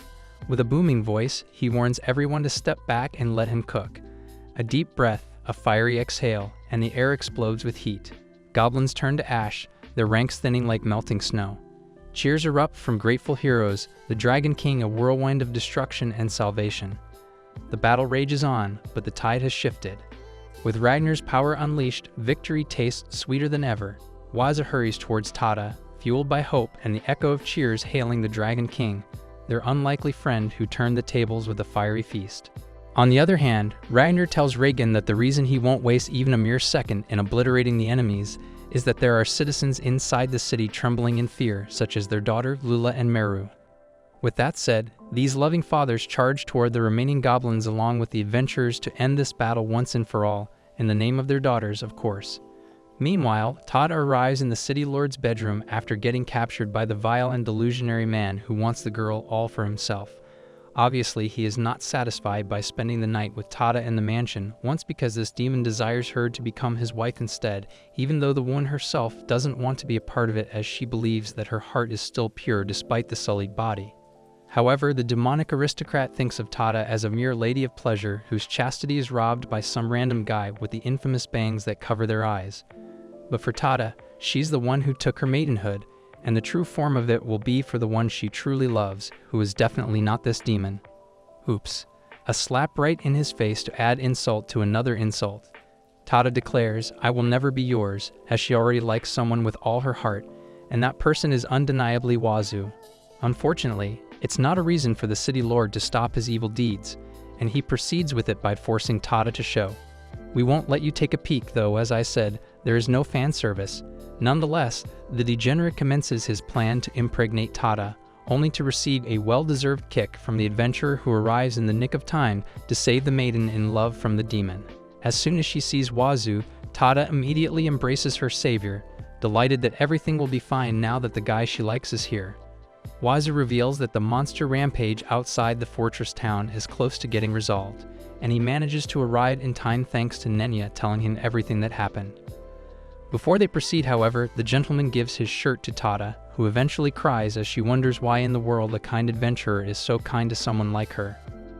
Finally, Wazoo can say a heart-throbbing one-liner that will ease Tada's worries, but the city lord interrupts them to ask how on earth he enters the room. Jumped over the wall, obviously. This demonic aristocrat doesn't believe Wazoo can take down the B-ranked adventurer's guards, so the T-ranked shows the bunch of unconscious nobodies piling up. Wazoo, knuckles blazing, gives the hidden demons a taste of his fiery fury. Though the battle rages outside, he wastes no time dealing with these sneaky vermin. The demon, confident in his infernal powers, scoffs at Wazoo's efforts. He whips the fire into a swirling ball, boasting that his water serpent pierces all in his flames birth creation itself. With a flick of his wrist, he unleashes the combined might of water and fire towards Wazoo, disregarding Tada caught in the fiery path. Healing her later is a mere afterthought for this arrogant fiend. Meanwhile, the chaos inside and outside the city of Link mirrors the turmoil in the mansion. The perpetrator, watching from a safe haven, rubs his eyes in disbelief. This dull-looking guy he once mocked has become a formidable force, even befriending the mighty Dragon King. The tables have turned, and the once belittled human stands tall against the flames, a testament to the unpredictable nature of this unfolding drama. Regardless, Shiro believes Wazoo will have a difficult time handling the extraordinary power of the demonic aristocrat, which seems to be the unfortunate truth. As we go back to the battle scene where two enormous balls of different elements are ready to devour the adventurer's very existence, worried Tada tells Wazoo to run away. But all the guy can hear right now are the Urara noises coming from the two goddesses residing in his guild card. Needless to say, these heavenly entities, who appear in the form of mere silhouettes, are going to protect Wazoo from the degenerate they call the Agent of Evil, getting the once betrayed adventurer the strength to defend himself from the life-ending magical spell that ultimately swirls in front of Wazoo instead of hitting him. Eventually, Tada opens her eyes, in spite of being terrified, and sees the man she loves enduring the attack for them to be safe. The damsel in distress immediately tells him to escape and abandon her. But Wazoo isn't the slightest bit worried as he assures the woman he's perfectly fine. Once again, Tada bursts into tears, wondering why Wazoo is willing to endanger his life to help someone like her. Soon after, the noble demon's offensive spell disappears along with his composure as he finds out that the human who foils his plans is entirely unscathed, ignoring the Lord's reaction. Wazoo answers Tada's question with a loud and clear, "I like you," finally revealing his feelings and making the maiden in love red-faced from embarrassment. The same goes for him though, if not worse, because Wazoo doesn't plan for this to happen, and it's more like an impulse action at this rate. Even so, Tada's opinion remains unchanged as she stops Wazoo from loving a woman like her whose body is stained. Of course, the adventurer thinks that Tada is still pretty even though the person herself disagrees because he is willing to ignore the lady's past along with her sullied self. Wazoo's heart beats a little faster. Tada, the one he truly cares for, stands before him, her eyes shining with a love that mirrors his own. but their tender moment is shattered by the bitter scowl of the city lord. The degenerate noble can't stand the sight of love he can't possess, and his fury erupts as Wazoo lands a well-deserved knock to his head. The demon roars, spewing forth a swirling orb of fire and water eerily similar to the ones faced by Gazuna. Wazoo recognizes the danger, but his focus remains on Tada. With her safe in his arms, he dashes out of the mansion, the flames licking at his heels. Relief washes over him as he sees Ragnar and Regan, Nenya and Jarette, all standing before him. Despite their wounds, they're alive. Nenya, tears streaming down her face, rushes to Tada, her guilt momentarily forgotten. "Thank you, Wazoo," she whispers, her voice trembling with gratitude. "You saved her." Wazoo smiles, a warmth spreading through him. The battle may rage on, but for now, a victory has been won. He cradles Tada close, the feeling of her safe in his arms a balm to his soul. He may be just a C-ranked adventurer, but in this moment, he feels like the strongest hero in Link. The love he shares with Tada, the camaraderie of his friends, and the unexpected bond with the Dragon King. These are the embers that will light the way to their ultimate victory. Therefore, everyone returns to their family with large smiles on their faces and celebrates their well-deserved reunion in front of the breeze of light, and now that the chaos has been quelled thanks to Wazoo and the others' heroic efforts. So everything except the protagonist is just a side note, goddess son. The next day, Wazoo greets the refreshing yet awfully weather morning with excitement because today is the day when he will invite his beloved Tada to join his harem. Okay, a harem of friends, although he's aware Meru might get upset. Wazoo rushes to Garrett's mansion in hopes that Tada will agree to be his companion who will accompany him on his adventures instead of a girlfriend invitation like we initially expected. Before that, Wazoo visits the city lord in the guild master's office only to learn there are no signs of him waking up. And it's highly possible he will perish soon, similar to the members of Black Blaze who will suffer the same fate. Therefore, Wazoo informs Regan about the red sphere they spit out after getting defeated, which is identical to the one he encountered in the Elven village. On the other hand, Orlando reveals the report regarding a suspicious peddler wearing a hood and concludes he may be the source of the red orbs the Count and the three adventurers bought. That triggers Wazoo's memory about Shiro to surface, which leads Regan to set up an investigation with Orlando as the head investigator. The guild master asks Wazoo if he's going after Tada, but Wazoo is confused because he has no clue where the woman he loves has gone. Tada actually left Link and is staying with her family while Jarette and his team are protecting them from any potential attacks from the Count's followers. This is all news to Wazoo, so he dashes out of the guild, desperate to find Tada despite the pouring rain outside. Luckily, Wazoo bumps into Nenya on the way. He immediately asks her about Tada's whereabouts, but Nenya has no information either. Her only instructions are to follow Tada's scent without bringing anyone along. Although Nenya trusts Wazoo, she can't make this decision alone, leaving her with no choice but to apologize to the person who saved her older sister. In the end, Wazoo reluctantly accepts the situation, realizing that Tada might find true happiness by living somewhere else peacefully. He requests Nenya to pass on his regards to Tada, allowing the sad Nikomimi girl to depart while leaving a melancholic thank you to Wazoo. As the rainfall grows heavier by the second, Wazoo feels the weight of betrayal once again, left alone after being abandoned by the woman he loves. Meanwhile, one of those girls sighs exaggeratedly while worrying if she should come back to the village. Given that this elf has brooded over this matter for 10 days already, even now Salona contemplates her failed goal of joining Wazoo's harem due to his new friends. But it seems like her thoughts are finally interrupted by an argument in a nearby carriage. To Salona's surprise, the woman inside the vehicle, Tada, speaks Wazoo's name because she's mad he's not informed of their departure from the city. Her father asks for forgiveness, but there is just no time to search for him, even though Wazoo can easily be seen in Regan's inn, which leads Tada to beg Jarette to return to Link. Why would she go so far just to meet him? Obviously, Tada has fallen madly in love with Wazoo, and she proudly declares it with a blushing face, surprising not just her parents but especially Salona, who shares the same feelings. Nonetheless, Tada's mother and father agree to return to Link at full speed. But before they can leave, Salona interrupts to ask the woman who likes Wazoo something.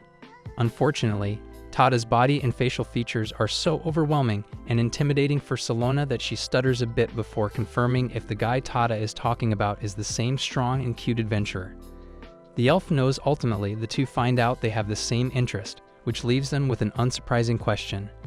Are you also looking to join Zia's harem? Big yes, it seems.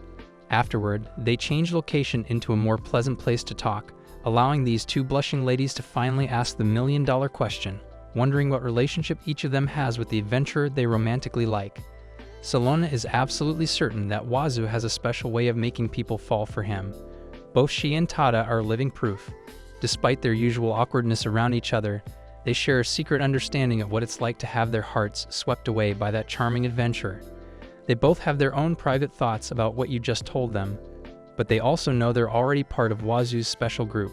Now, both girls are curious about each other's love stories. They want to know all the details about their moments with Wazoo, the C-ranked adventurer. They're secretly hoping to discover something the other hasn't experienced, just to tease Wazoo about it later. Meanwhile, Meru is busy trying to comfort her heartbroken partner. She's been waking him up endlessly, but nothing seems to work. Finally, she takes matters into her own hands and crawls right under the covers. Now, Wazoo is snuggling against his stuffed toy girlfriend, tears streaming down his face. It's been 5 long days since he last left his bed, and he barely touches his food anymore.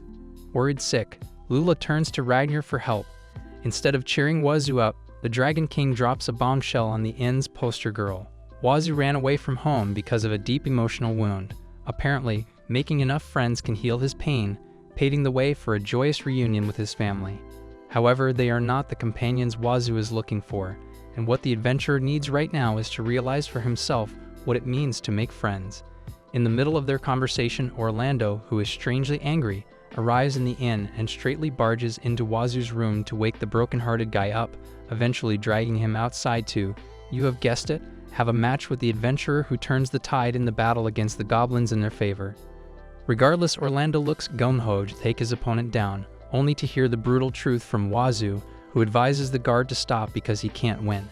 Cruel 100. Nevertheless, Orlando charges toward the adventurer and attempts a few sword swings that get easily evaded, causing him to fall on the grass and still smile despite his crushing defeat. After all, Orlando's objective is to cheer up Wazoo's mood by forcing him to move his body because it apparently works on him, although not for the adventurer who thinks it is only effective when the opponent is stronger. Eventually, the conversation shifts to the main topic, but Orlando makes the unforgivable mistake of saying Tada's name, so he receives a knuckle sandwich. Even so, the guard is determined to give Wazoo an earful due to his behavior, ultimately telling him he is so uncool right now. Orlando uses scolding, it's super effective. As a result, Wazoo assumes that his face is the problem, even though it is not what Orlando means because he's referring to the current situation. To be fair, the city guard pities the heartbroken young man, but he can't endure seeing him in this state and obviously disagrees that it's the right way to handle things. After all, Orlando has been impressed at Wazoo's absurd strength ever since he defeated the goblins, and he admires the adventurer so much that he aspires to be like him someday, borrowing his words. Orlando doesn't want to remain a guard, but instead a man who can protect others. For that reason, he pokes his nose into Wazoo's situation after knowing he shuts himself in his room because of Tada, thinking something needs to be done. Despite being a friend, Wazoo can't help but feel a little insulted by Orlando's assumptions. He gathers his courage and speaks his mind, pouring out his insecurities about not having true friends. Even with his superhuman strength, his heart feels weak, making him crave the companionship he sees in other adventurers. His loneliness grows with each rejection, making him envy those who have someone to share their journey with. He spills out his pain, confessing how strength can't fill the void of being alone, and how time only amplifies the misery. Orlando, stunned by Wazoo's raw honesty, can't help but react impulsively. A fist connects with Wazoo's jaw, a harsh reminder to stop wallowing in self-pity. The guard's words sting like salt in the wound, urging Wazoo to stop seeking validation and embrace his role as the hero who saved Link, even if no one chooses to follow him. But amidst the pain, Wazoo finds a spark of joy. He remembers making Tada smile, and that simple act becomes a beacon of hope. Even though she's gone, the image of her happiness fuels his resolve. He realizes that clinging to someone just because they're happy is selfish, and he wouldn't want to be the reason someone's smile fades. So despite the sadness and confusion, Wazoo finds a glimmer of strength within himself, a strength born not from superhuman feats, but from the desire to let go and allow others to find their own happiness. The path forward is uncertain, but Wazoo takes a deep breath, his heart a little lighter. He starts anew, ready to face the world with a newfound understanding of himself and the power of letting go. The adventurer seems to have already forgotten it, so Orlando reminds him that his power is meant for helping people, solving problems, and the one that'll trigger everyone's smiles to surface. Be that man. These words successfully reach Wazoo's ears, and he finally looks at the brighter side of things thanks to Orlando, who says what the adventurer might want to hear. Then Wazoo thinks of the bright, cheerful faces of all the women he loved in the past, allowing him to muster the determination needed to get back on his feet and declare he will be that cool man Orlando wants him to become. Thus, what to do next is decided, and the Dragon Royals are absolutely proud while watching the whole scene behind the bushes. There's no wasting time, and they strike while the iron is hot, immediately informing Regan about their plan to depart from Link, because Orlando apparently wants to become a knight. Wazoo assures the guild master that the guard skill is sufficient. Regan, finally convinced by Wazoo's newfound energy and determination, throws his full support behind the adventurer's departure. But Lula can't quite mask her sadness. Tears well up in her eyes, not from sorrow at Wazoo's leaving, but from losing a cherished regular customer. Thankfully, Kayla steps in with a warm hug and words of encouragement, a stark contrast to Emma's cold view of Wazoo as just another guild asset. Regan, ever the pragmatist, hands Wazoo a hefty reward for his completed missions, along with a special badge from his former adventuring party. Show it to the guild master in the East Royal Capital, he instructs, winking. My older sister runs the place, and who knows what kind of benefits you might get from her. Wazoo's imagination runs wild, conjuring up hilarious visions of his future boss. Farewells are exchanged, and soon Wazoo and Orlando are on their way, leaving the bustling town behind. Ragnar, his wife, and mother-in-law take their own leave, heading back to the castle, while Meru joins Wazoo and Orlando for the long journey to the royal capital. Meanwhile, oblivious to the adventurer's path, Wazoo's harem members, unaware of their own existence, are racing towards Link. They urge Jarrett, their driver, to push his cart faster, desperate to catch Wazoo before he disappears from the horizon. Jarrett just laughs, shaking his head in disbelief. Never thought I'd see the day when two beauties like you ladies chased after a guy like Wazoo, he teases. Nenya, finally reunited with Tada, grumbles about not bringing Wazoo along due to the orders. But Tada, ever optimistic, takes her words differently. A mischievous glint in her eyes, she whispers, maybe you're not the only one applying for his harem, Nenya. A new spark of excitement ignites, and the two friends, united in their newfound purpose, set off on their own adventure, determined to catch up to Wazoo and claim their place in his heart. Of course, the Nekomimi girl disagrees with their baseless suspicions, but no one can deny, even the goddess, that Wazoo is, a sinful person. Unfortunately for these girls, the man they're madly in love with is already on his way to the royal capital with Orlando, who is fighting some monsters as some sort of training. Needless to say, the aspiring knight's stamina is at its limits, so he asks for a few minutes of resting time from his trainer, only to receive something to the likes of, "Oh, you're already tired." That was just a mere 30 monsters though. Apparently, Wazoo is just kidding, and he thinks Orlando has grown stronger since they were in Link. Still, the former city guard can't help but envy Wazoo, who possesses absurd stats thanks to the divine protection of the goddess. Given that his status doesn't increase that much even after subjugating 30 monsters. However, spending several days with Wazoo leads Orlando to realize he's not misusing his powers, which allows people to trust and rely on him. Wazoo is still pessimistic about not having friends, however, but Orlando still aspires to be like the adventurer, who people would immediately call for help when something happens. Thus, Wazoo assures the former guard that he will be a knight who will get promoted quickly as soon as they reach the capital of Mabando, because he will give him 50 days of one-on-one Sparta training. Along their journey, there are some doubts about his teaching skills, but we will ignore that and move on to nighttime when Meru prepares the bed from her magical space-time storage. Thanks to the convenient magic, Orlando wonders if Meru can turn into a human too like her family, because it seems like he has the same thought as most of the viewers here. Yes, I know what you're thinking. Unfortunately, there's no Dragon Girl transformation anytime soon because Meru doesn't possess enough power to do so as of now. Regardless, Orlando realizes that all the women who rejected Wazoo are worth utterly nothing because the small dragon who likes the adventure very much might be the one who will be his wife. As a result, Wazoo assigns Orlando to defeat 100 monsters tomorrow.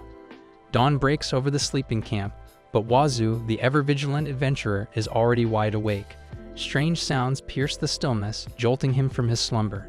Sharpening his senses, he catches the unmistakable echo of a heated argument nearby. Without hesitation, he rouses Orlando, his trusty companion, and whispers the news of the commotion.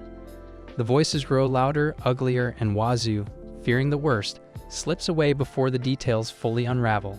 His mind races with visions of goblin slayer-esque degeneracy, a band of brutes tormenting a group of female knights. He envisions their fearless captain, Kathy, standing defiant, offering herself to shield her women from further humiliation. But the brutes, driven by cruel whims, refuse her sacrifice.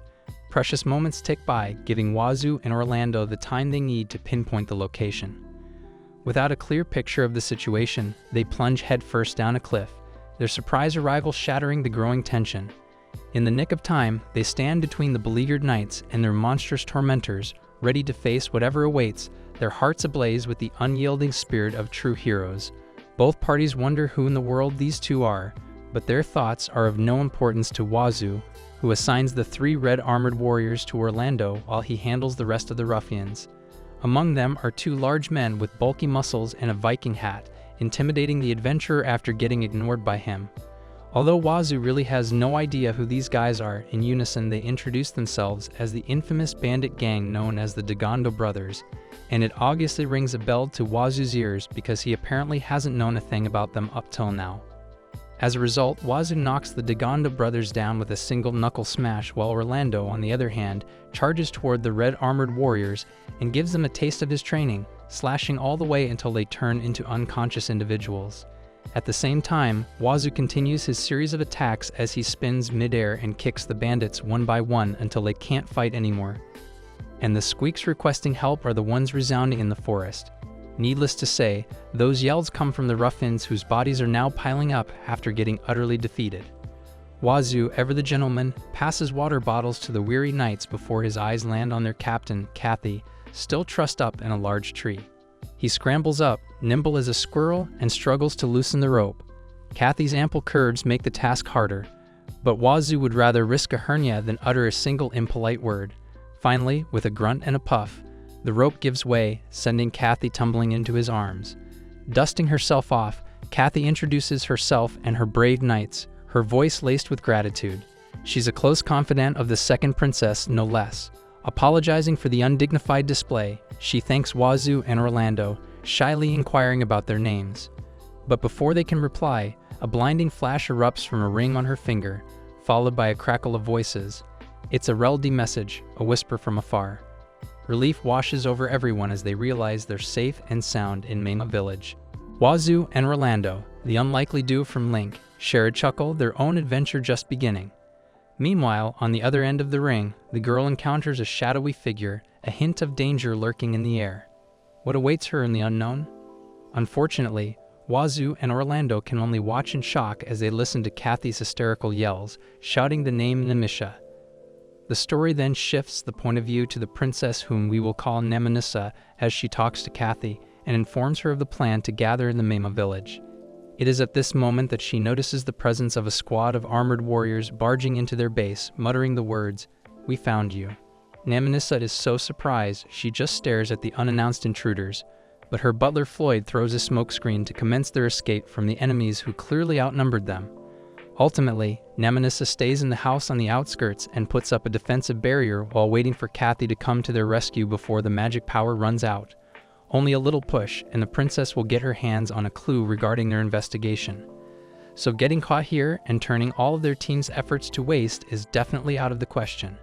As if answering her prayers, Wazoo arrives when everything slowly turns into despair, eventually taking the armored warriors down along with the little dragon resting on his shoulders.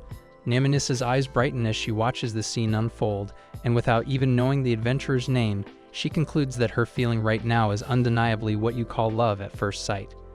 Before another harem member is officially added to Wazoo's unofficial harem list, we go back a few days to the Oishi village where the battle against the bandits has just ended. Wazoo beams with pride, eager to show off his handiwork. A gruesome yet oddly beautiful flower garden, crafted from bandit heads, serves as their makeshift prison. No forgotten house or rusty cage here, just poetic justice blooming in the open air. Kathy, her cheeks flushed, learns that her men will be escorted to Link for proper punishment, though her wavering gaze and deepening blush hint at a different desire. perhaps a personal escort from the handsome adventurer himself. The knightest, ever curious, begs for stories of their journey, and who better to weave tales than the charismatic Orlando, the man whose arrival turned the tables?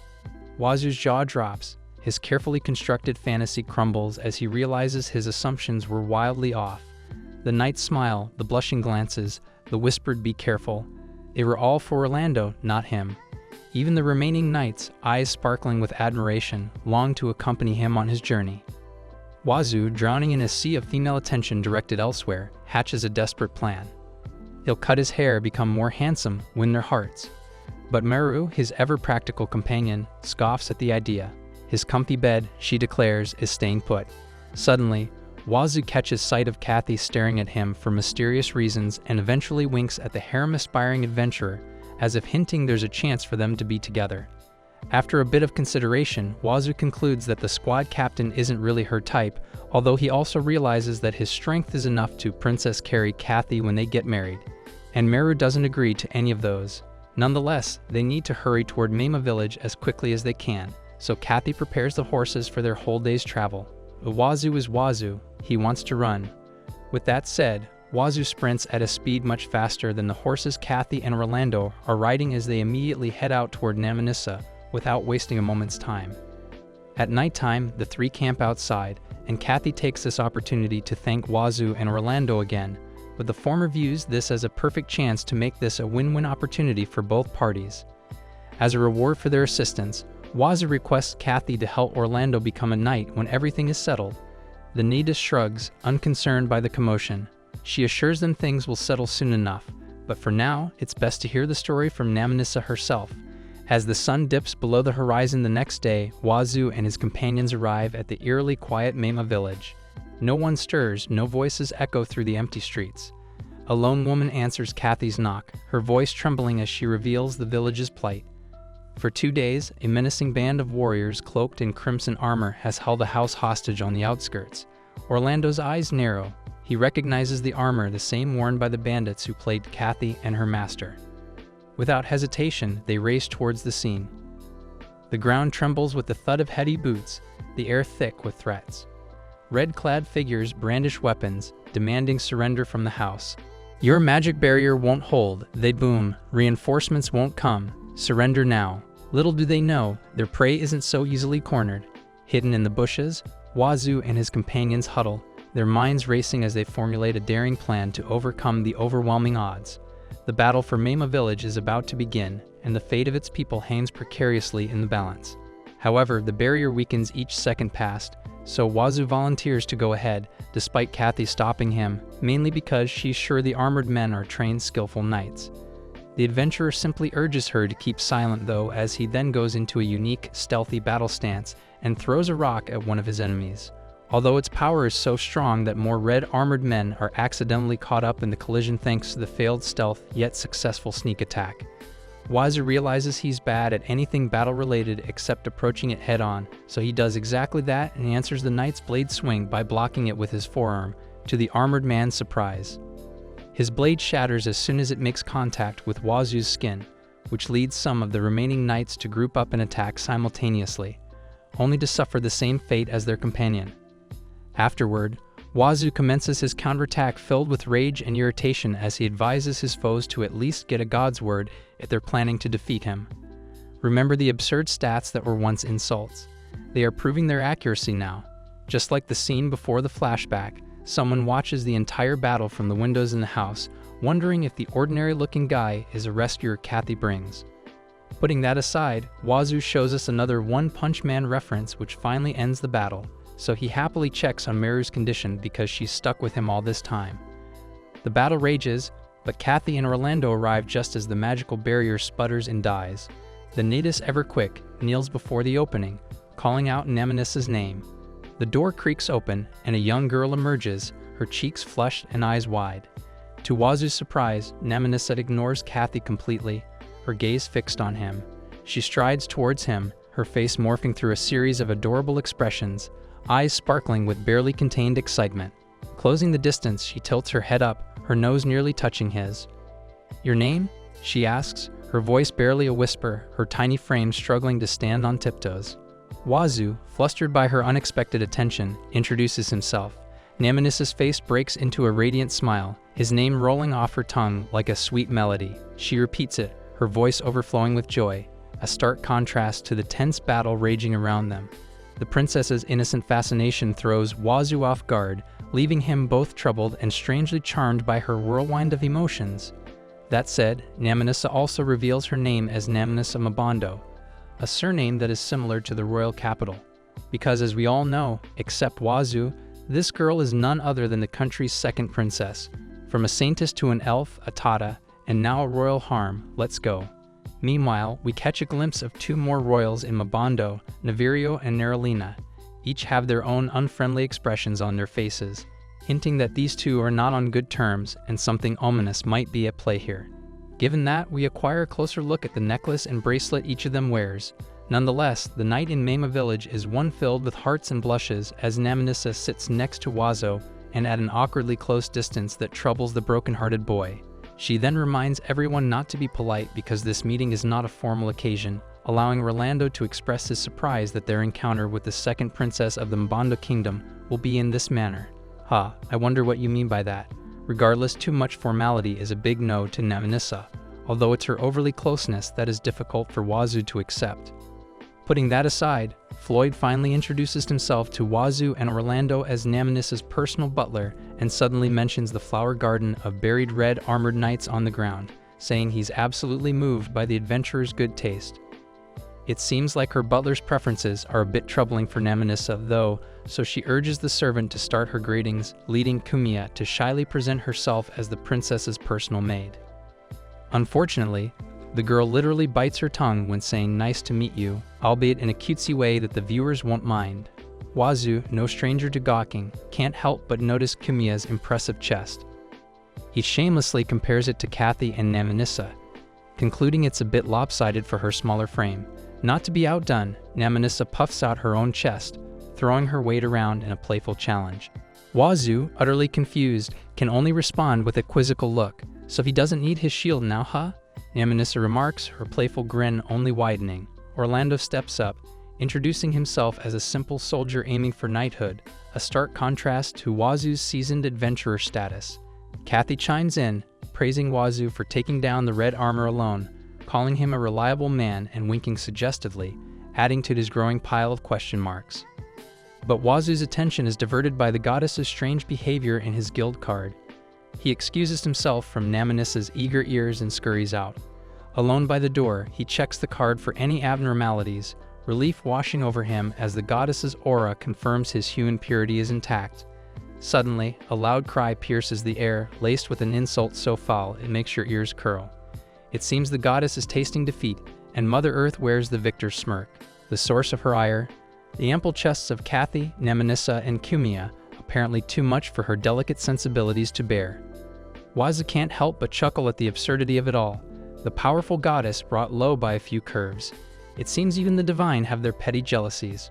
Well, thanks to her argument with Mother Earth, Wazoo finds out that the god has a small bosom, although it's the last thing she wants to hear right now. While the ruckus outside goes on, Naminissa shyly asks Orlando if Wazoo already has a lover. After all, she's worried that her impudent actions of being overly friendly might have angered Wazoo instead of being effective in a good way. Orlando assures her that his friend is just nervous before revealing that Wazoo has no lover and he lacks confidence on top of being pessimistic regarding women. Obviously, these ladies want to protect the surprisingly adorable adventurer, except Kumiya, who clearly has a different how cute expression on her face.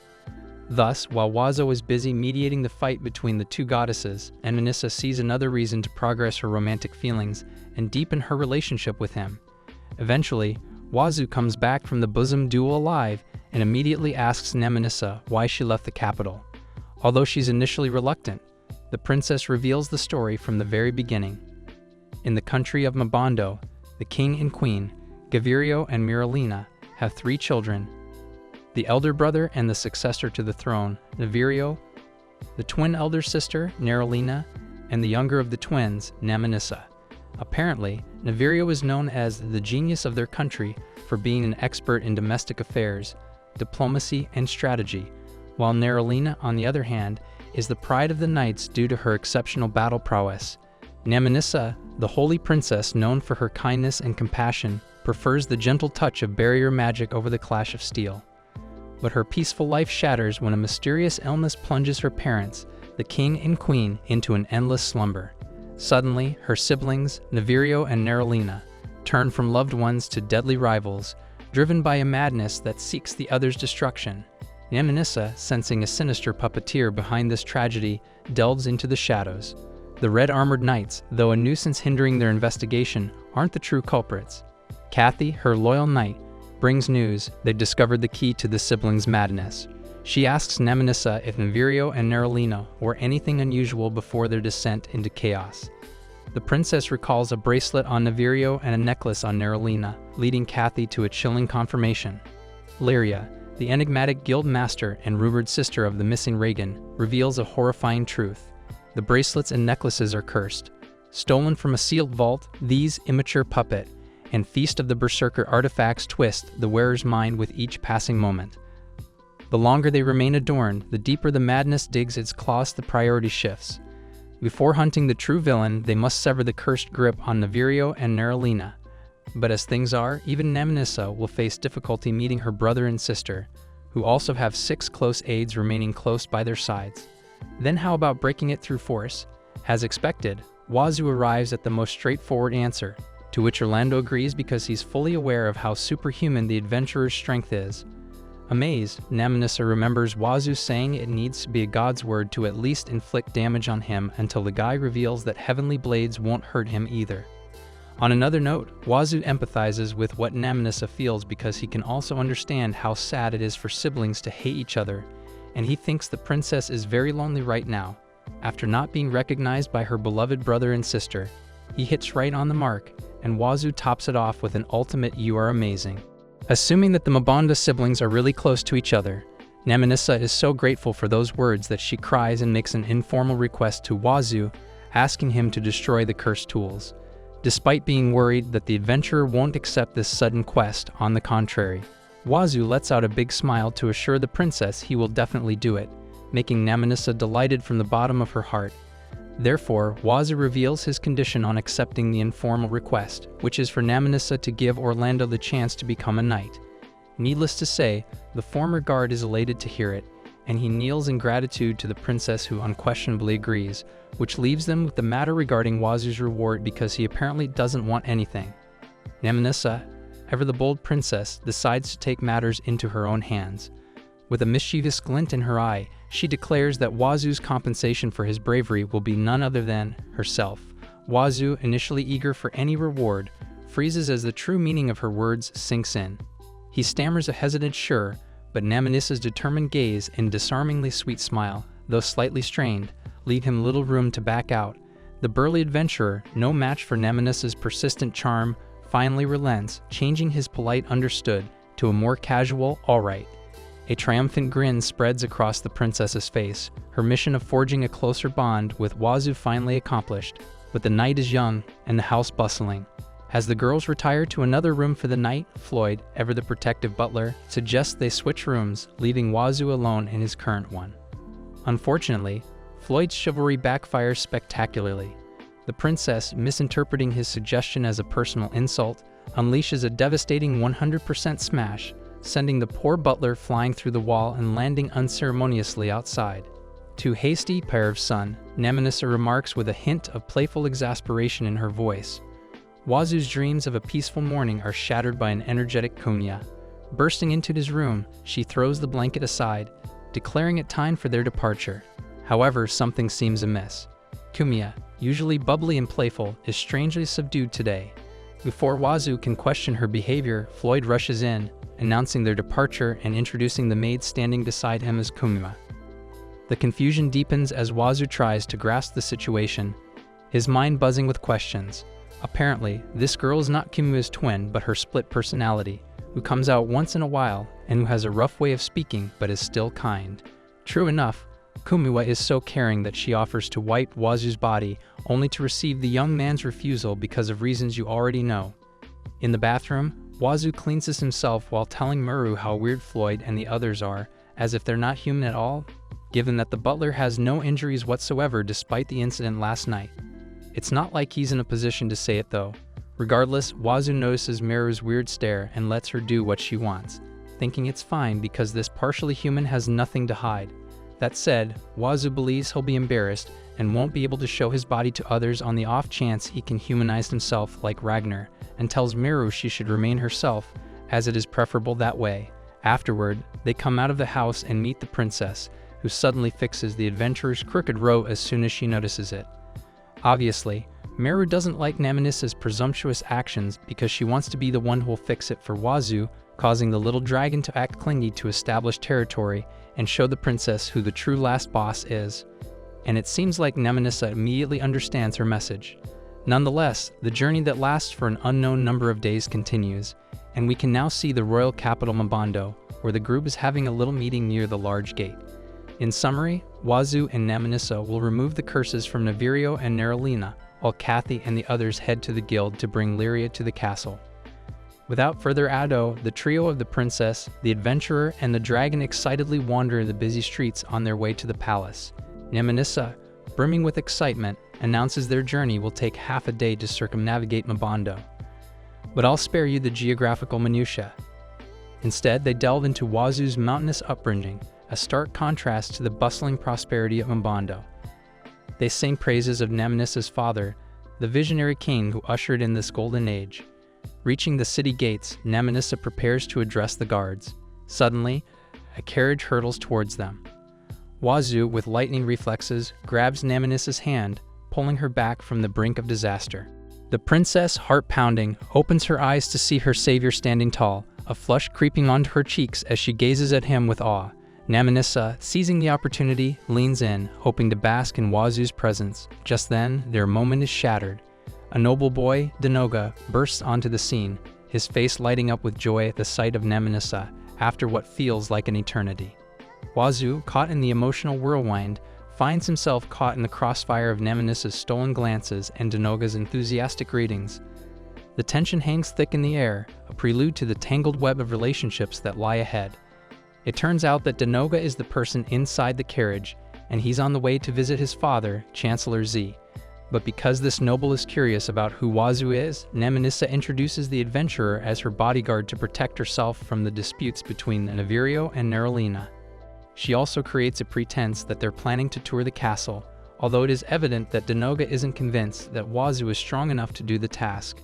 Needless to say, he just makes Naminissa hate him even more, which leads the princess to leave with Wazoo while ignoring Denoga's wish to talk about their marriage.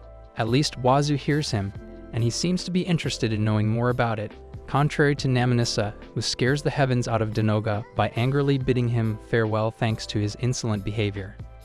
Well, goodbye, noble boy. While walking through the castle's hallway, Wazoo asks Naminissa about the marriage Denoga is raring to discuss.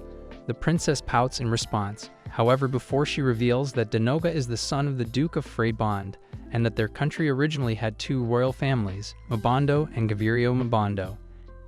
In the past, the country's first king, Gavirio Mabando, perished without assigning a successor, so his cousin, the Duke of Frond, cooperated with Mabando as a supporter. That said, Naminissa is definitely against her engagement with Denoga, and her feelings evidently go beyond disgust, because this girl will apparently puke when he touches her hair. Naminissa, radiant in her royal finery, arrives before the concerned eyes of the palace servants. Relief washes over them, their faces etched with worry after days of silence. The princess, with a hint of triumph in her voice, announces the resolution of the conflict, the source of her siblings' madness finally quelled. But a shadow falls over her joy. Meeting Navirio, even as a relative, is forbidden by his own decree. Still, Naminissa clings to hope, pleading with the servants to simply open the door. She yearns for a glimpse of her brother, even from afar. The heavy oak door creaks open, revealing a scene that chills Wazoo to the bone. Before him stands a living puppet, Navirio's form twisted by the cursed, immature puppet. His eyes, once bright with intelligence and warmth, are now vacant, glazed over with an endless loop of sorting documents. The prince, the brother Naminissa cherishes, gone, replaced by a hollow shell. Naminissa's heart cracks at the sight. Tears well up in her eyes as she remembers her brother, the kind, serious, yet playful soul who understood her like no other. He who treasured everything she held dear, and whose laughter filled their childhood with joy.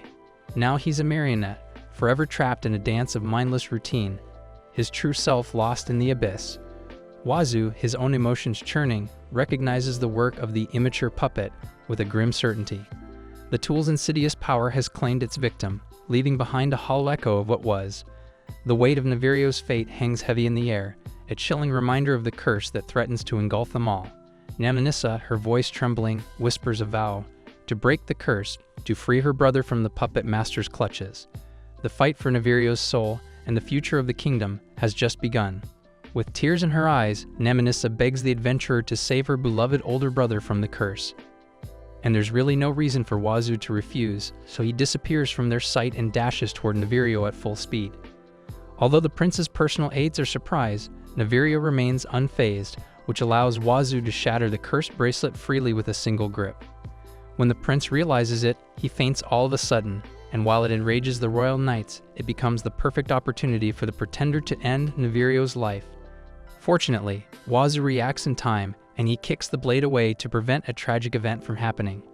It turns out he suspects him to be a red armored knight since the beginning, but what's more surprising is Navirio's aides thanking Wazoo for saving the prince from the traitor who's taking him captive, meaning they knew it all along.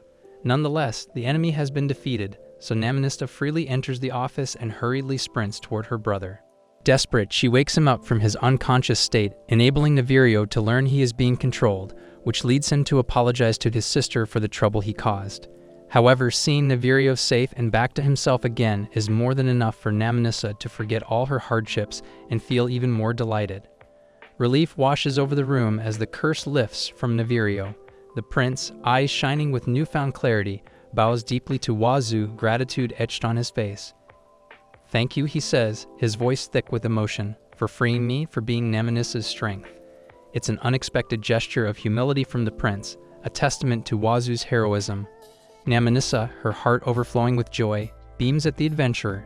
Their shared smile holds a hint of something deeper, a hint that Nito notices with a mischievous glint in his eye. The air crackles with unspoken emotions, a budding connection that the prince is eager to nurture. "Let's drop the formalities," Wazoo, Navirio declares, a playful grin splitting his face. "Call me brother-in-law. Wouldn't want to distance myself from the man who saved my sister's heart, eh?" Wazoo, flustered by the prince's teasing, can only stammer in agreement. While he welcomes the camaraderie, his heart yearns for Nerolina's freedom. He knows the battle against the curse is far from over. Meanwhile, deep within the castle walls, the maids nervously approach Nerolina. They carry a tray laden with food, their faces etched with concern for the cursed princess. But their kindness is met with fury. Nerolina lashes out, a vengeful snarl twisting her lips. Her blade flashes, inches from the maids' faces, a testament to the curse's grip on her soul. The maids, though shaken, refuse to back down. They understand Nerolina's pain, the way the curse twists her into a stranger to herself. They persist, their voices gentle but firm. But Nerolina, consumed by her rage, smashes the cups and plates, her eyes burning with a desperate longing. "Bring me Navirio," she screams, her voice raw with hatred. "His demise will be my salvation." The echo of her cry hangs heavy in the air, a chilling reminder of the curse's power. The battle for Nerolina's soul has begun, and the fate of the kingdom hangs precariously in the balance. Wazoo, burdened by the weight of his responsibility, clenches his fists, his resolve hardening. He will not rest until both Navirio and Nerolina are free. Although there's a faint gentle voice in the background telling them not to worry, however, for the three who are watching this from a safe distance, Nerolina is getting more and more violent, and approaching her might be too tall of a task.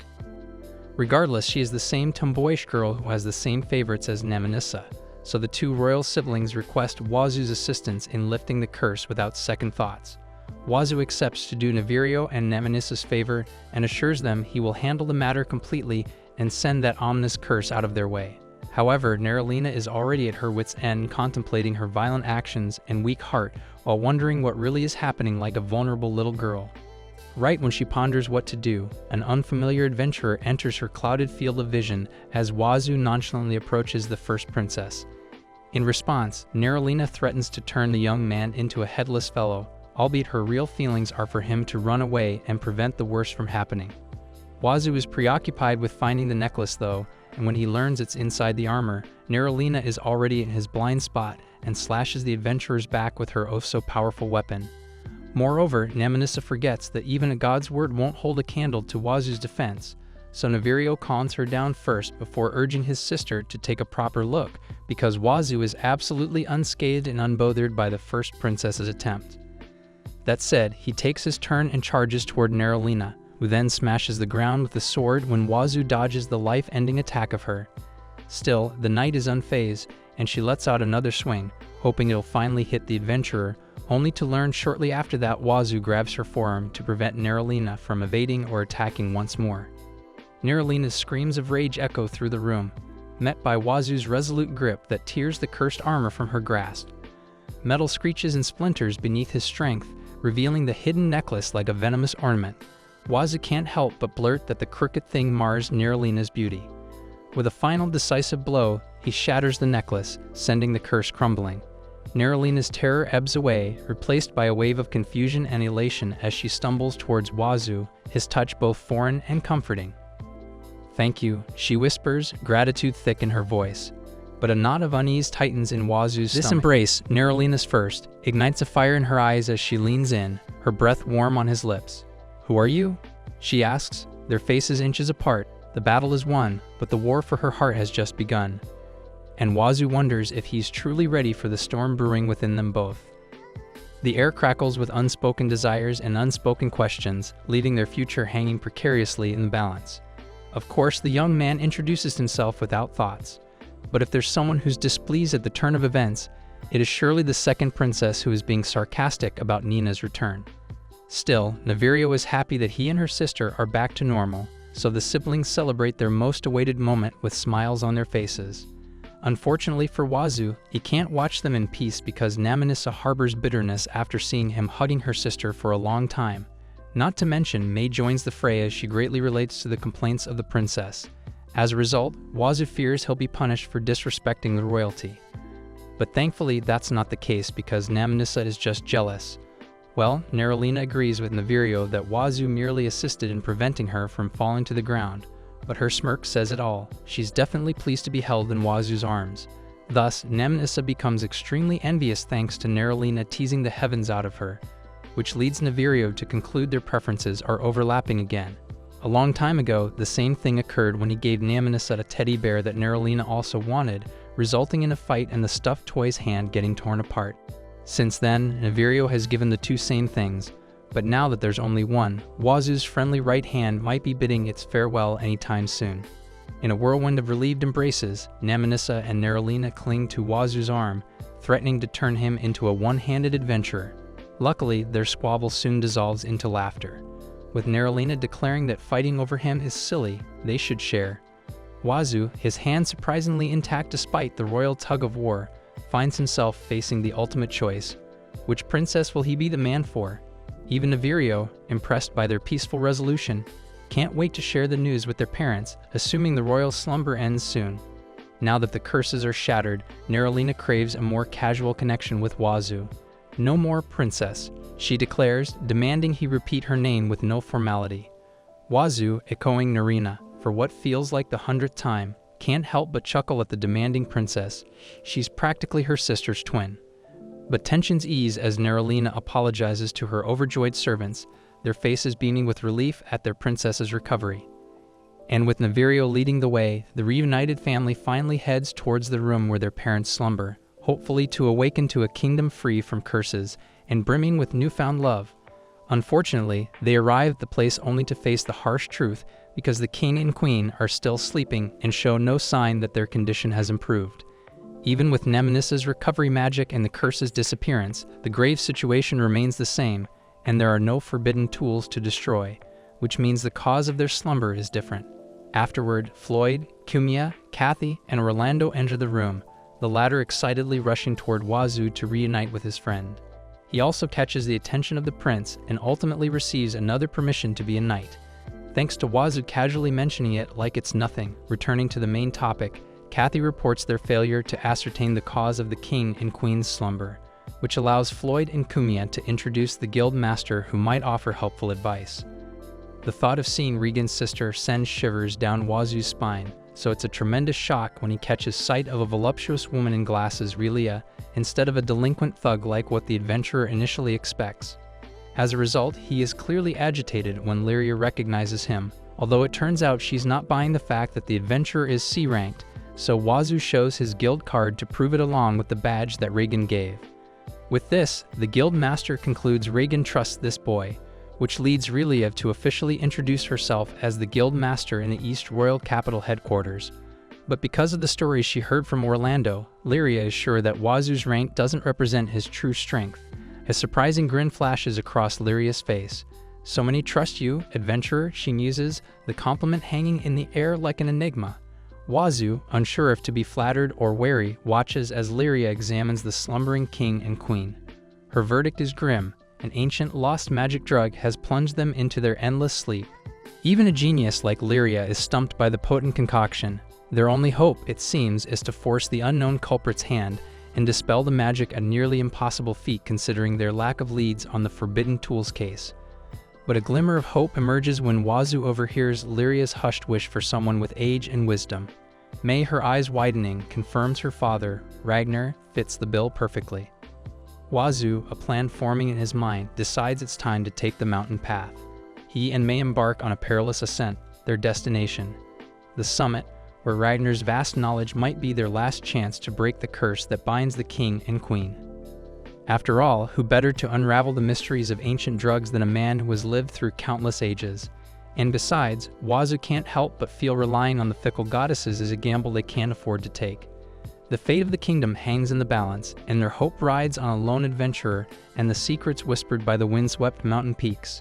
Eventually, the adventurer arrives at the castle and catches sight of 4 familiar creatures, calling Ragnar to go outside so they can, play. Okay, I know it's already mentioned in the comments, but the version changed, and so are the appearances of the necromancer and the others. See, Neil has that big smile on his face.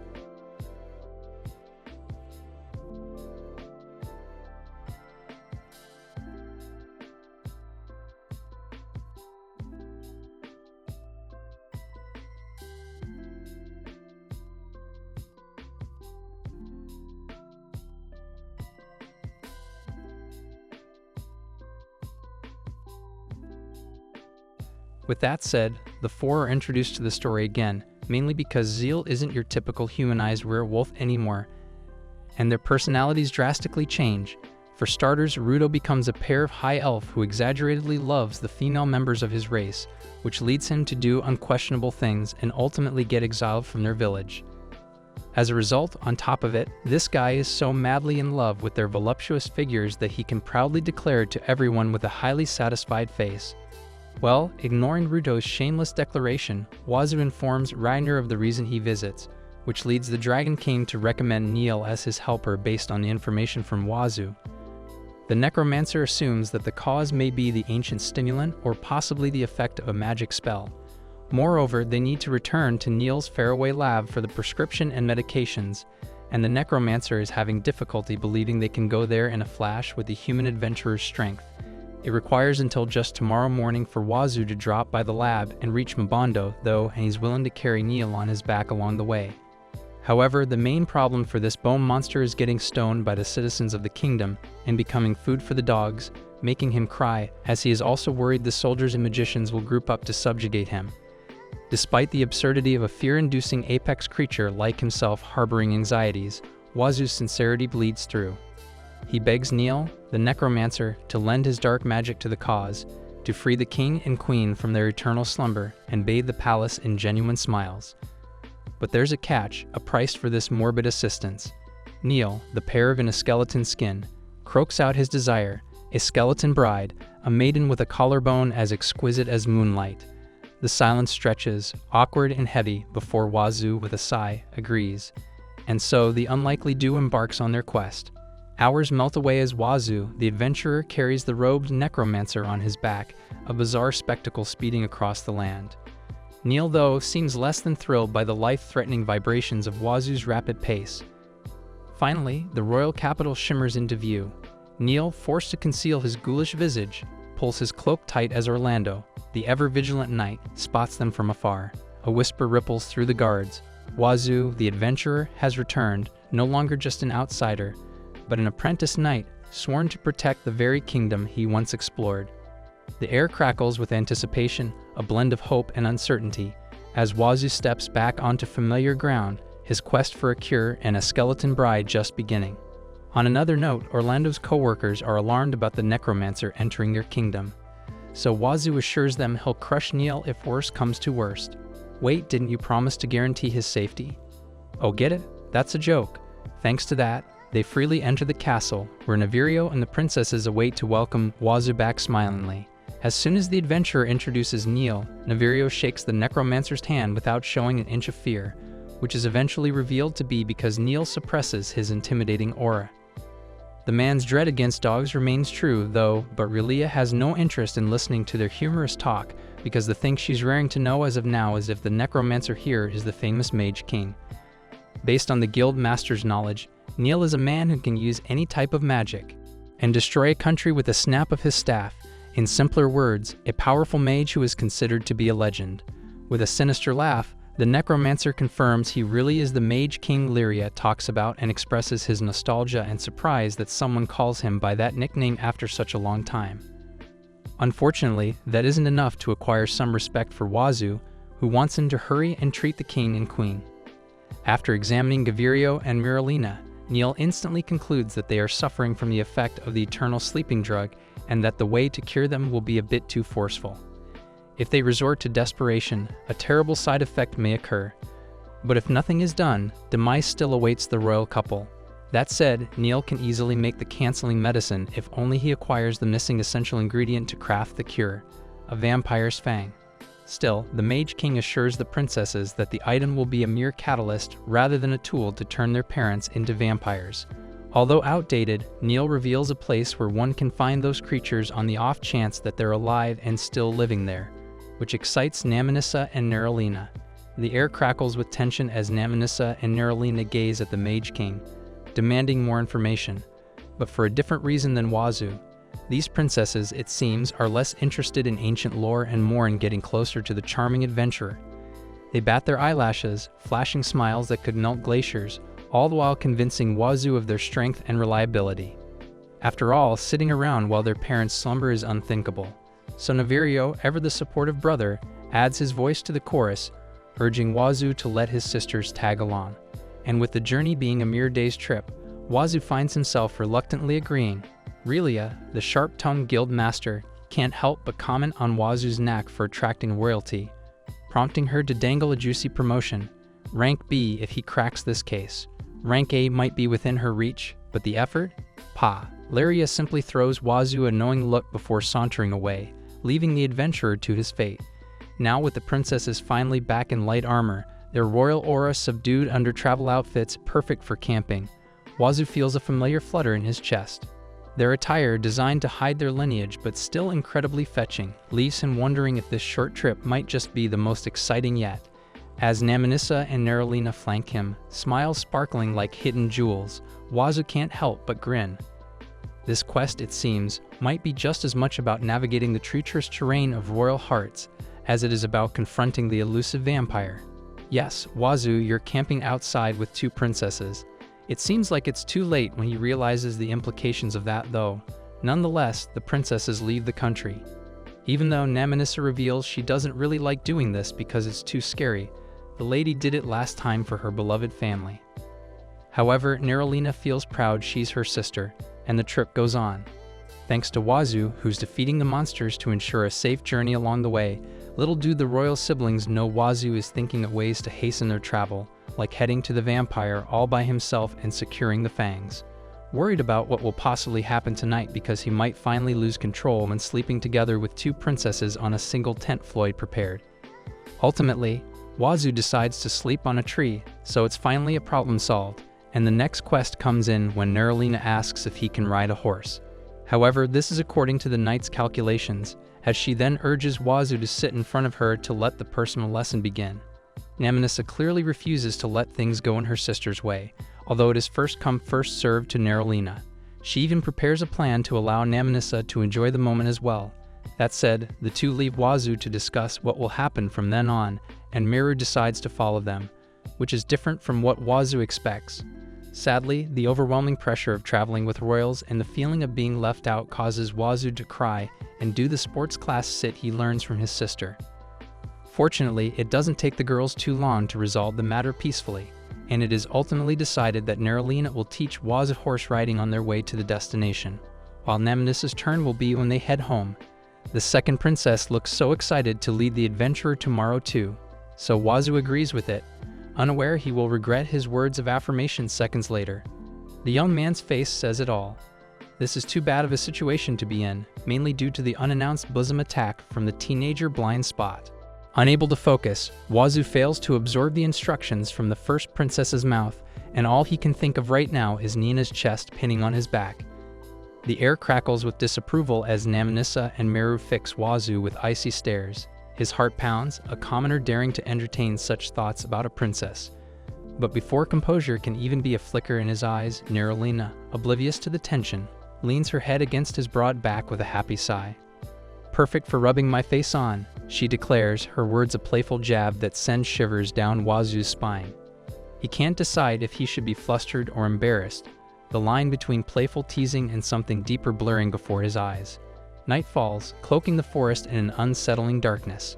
Namanissa, her face etched with determination, casts a shimmering barrier around their camp, a shield against the monster they seek. Wazoo, emboldened by the flickering firelight, approaches her with a plan. A reckless one designed to retrieve the vampire's fang alone. He speaks, his words tumbling out in a rush, but as they do, a mirror appears in Namanissa's worried eyes. The reflection stares back at him, stark and revealing, and Wazoo feels a jolt of shame. His plan, born of bravado, now seems like a betrayal of trust, a silent accusation that he doesn't believe in their strength. The weight of her concern hangs heavy in the air, forcing him to confront the truth. His actions, fueled by a yearning for glory, risk shattering the fragile bond they'd built. In the flickering flames, Wazoo sees not just a monster to slay, but a lesson in trust and the delicate dance between ambition and compassion. The path ahead is uncertain, but one thing is clear, he cannot tread it alone. So Wazoo decides not to rush it and instead gives the girls motivational words to do their best tomorrow. Thankfully, the cheerfulness of the atmosphere returns, so the princesses prepare for their dinner, although it looks like Neralina hides a secret about her terrible cooking. Yeah, let's not talk about it. Nevertheless, Wazoo finally realizes that building a harem requires him to get used to traveling with girls, not to mention looking a wee bit cooler than his usual self. Luckily, their conversation about shampoo and conditioner, which the two princesses use, becomes the adventurer's chance to obtain Namanissa's permission to smell her hair. The second princess blushes as soon as Wazoo takes a sniff and praises it for having the same scent as fragrant roses, making Namanissa's face turn beet red as she obtains extreme happiness upon hearing those words. On another note, Neralina wonders about Wazoo's plan after this matter is resolved, so the adventurer informs them he will travel with Mir and won't be staying in Mabando. After all, he wants to help people in trouble now instead of achieving his ultimate goal of creating a harem, eventually treating that as a mere side quest. However, hearing that thrills the princesses as they suddenly wear the faces of somebody having ulterior motives. Wazoo is confused, but these cunning girls think this thoroughly and they urge the young man to take a rest while they handle the rest of the task. As expected, Namanissa and Neralina are up to something as they prepare light outfits for the task remaining tonight. Obviously, they want to handle it as women and not as hoping Wazoo will bring them along on his journey. The moment he finally falls in love with them, despite being shy and embarrassed, the twins officially confess their feelings for Wazoo to each other and get the hidden yet evident love out of the way before asking the blessings of their imaginative parents and brother to commence their full-on passionate sneak attack, promising not to steal a march on one another. Neralina and Namanissa silently barge into the tent and lie beside Wazoo to share him for themselves. Soon after, the adventurer wakes up and sees Namanissa and Neralina surrounding him on all sides, causing the young man to wonder what in the world is happening and why these princesses are so lightly dressed. The fragrant whiff of shampoo pierces Wazoo's dense skull like a lightning bolt. It's a sudden revelation. The princess sisters are blatantly tempting him, their smiles brighter than campfire flames. He remembers the alluring Tada, the captivating Salona, even the fleeting spark with Emma. Wazoo, a sheepish grin spreading across his face, can't deny his luck with the ladies. Even the overprotective Navirio readily entrusts him with his precious sisters. This realization washes over him like a wave, a solemn vow rising within him. He'll be their shield, their guide, their way back to their worried families. And so he lets them drift off to sleep nestled in his arms, a silent promise guarding their slumber. Morning dawns, a symphony of birdsong and sunlight. For Wazoo, it's a refreshing start, but the princesses, it seems, are grappling with a different kind of awakening. Did their charms fall short? Was the fan service not enough? They exchange worried glances, determination hardening in their eyes. This isn't over, not by a long shot. New tactics will be devised, new spells woven, new ways to capture the attention of the oblivious adventurer. But that, as they say, is a story for another time. For now, the sun paints the sky in hues of hope, and Wazoo, with newfound resolve, sets off on his quest, the echoes of laughter and whispered secrets trailing him like whispers on the wind. As they head out again onto the cave where the vampire is living, not too long after they reach the cavern, the four spot a house illuminated by sunlight and surrounded by a field of crops. Furthermore, a man is hoeing the land with a satisfied smile on his face as he enjoys the sunlight, which is not everyone would expect with a night creature like this one. Well, if you're disappointed it's not a vampire girl, just look at the faces of the people involved. Nonetheless, this peculiar character who's calling the vegetables Tomato-chan and Cabbage-chan realizes Wazoo and the others are looking at him with cautious yet disappointed eyes.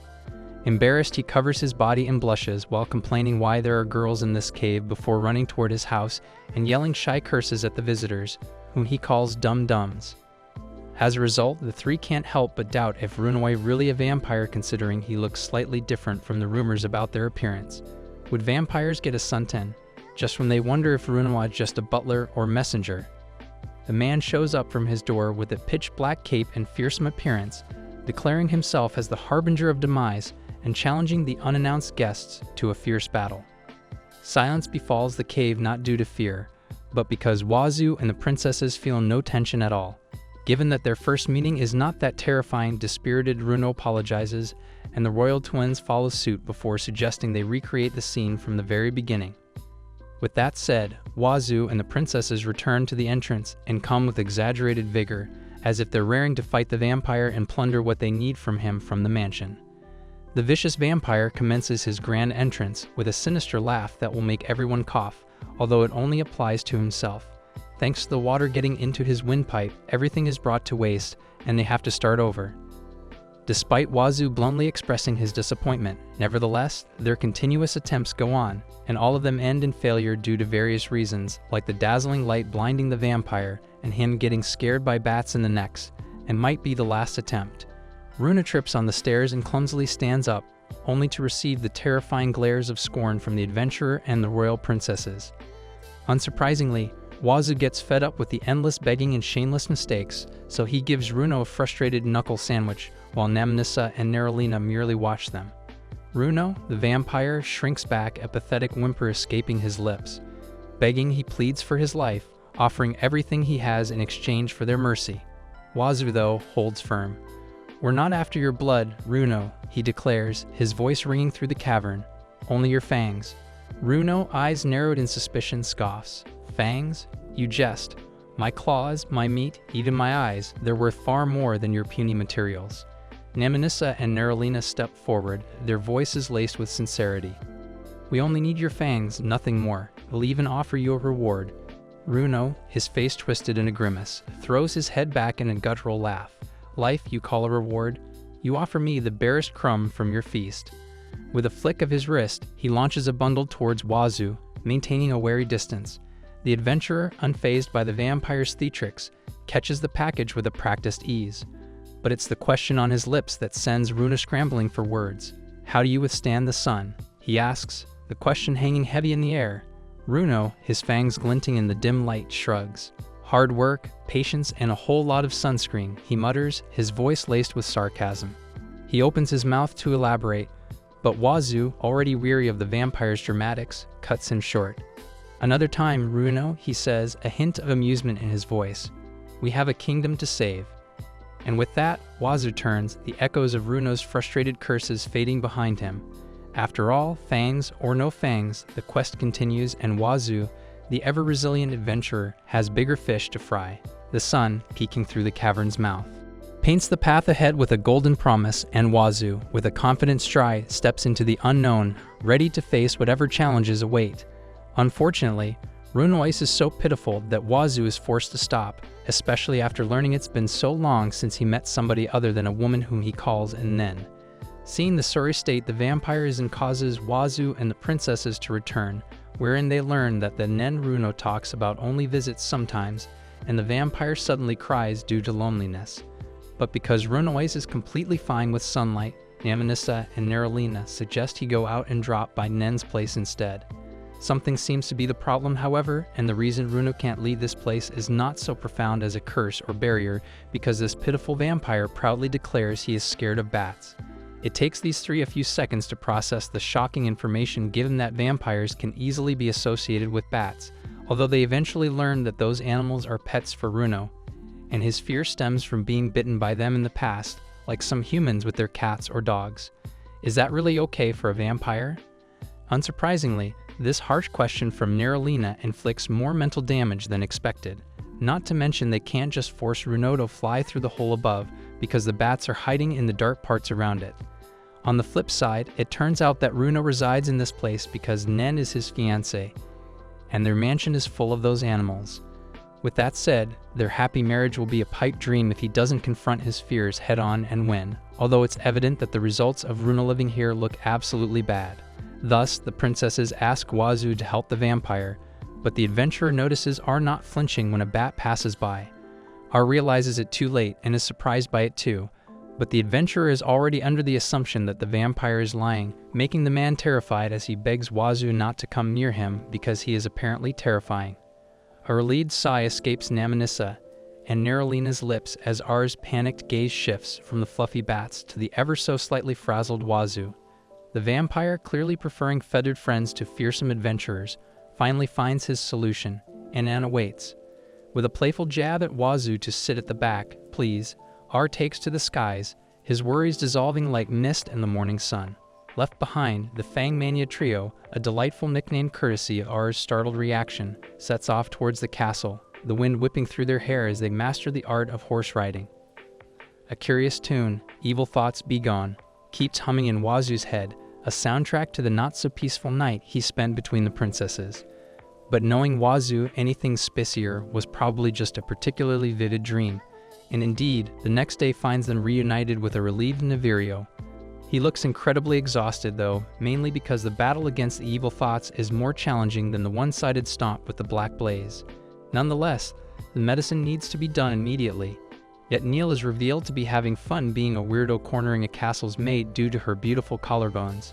Needless to say, the necromancer invites the servant to turn into a skeleton like him and blushingly offers to polish the girl's collarbones every day. This is way past acceptable, so Wazoo kicks Neil and calls him out for shamelessly tempting the maids, only to get invited to attract the servants together because they are apparently pretty. Moving on, Wazoo gives the vampire's fang, and Neil approves of its quality, saying he can start making the medicine with the condition they will let him go shortly after it's finished. The Mage King gives up on hitting it off with the maids, apparently putting that aside. Neil begins crafting the cure while Wazoo is watching, eventually finishing it and heading out toward his home. Of course, not before showing the adventurer a detailed drawing of what collarbones are to his liking. Without further ado, Wazoo delivers the medicine to the king and queen's room, where the royal siblings Floyd, Kumia, and Lyria are waiting.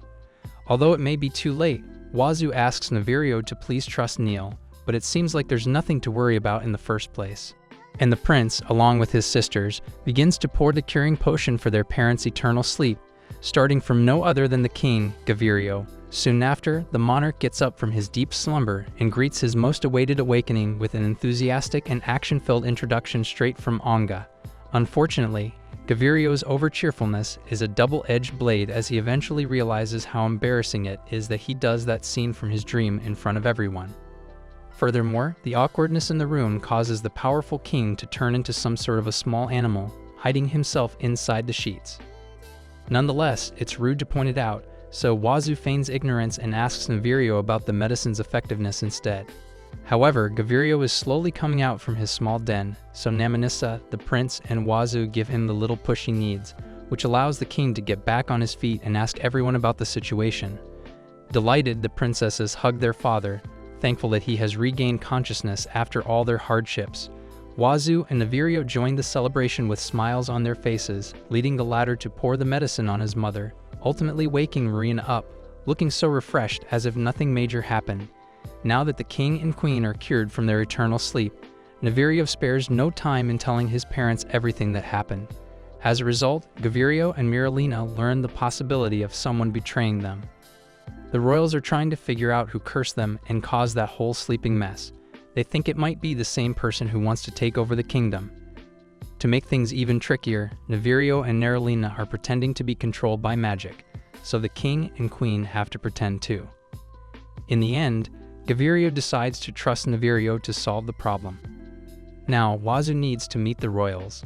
The king seems hesitant, but Gavirio surprises everyone by calling Wazoo a kind hero, even though he doesn't look like a typical warrior.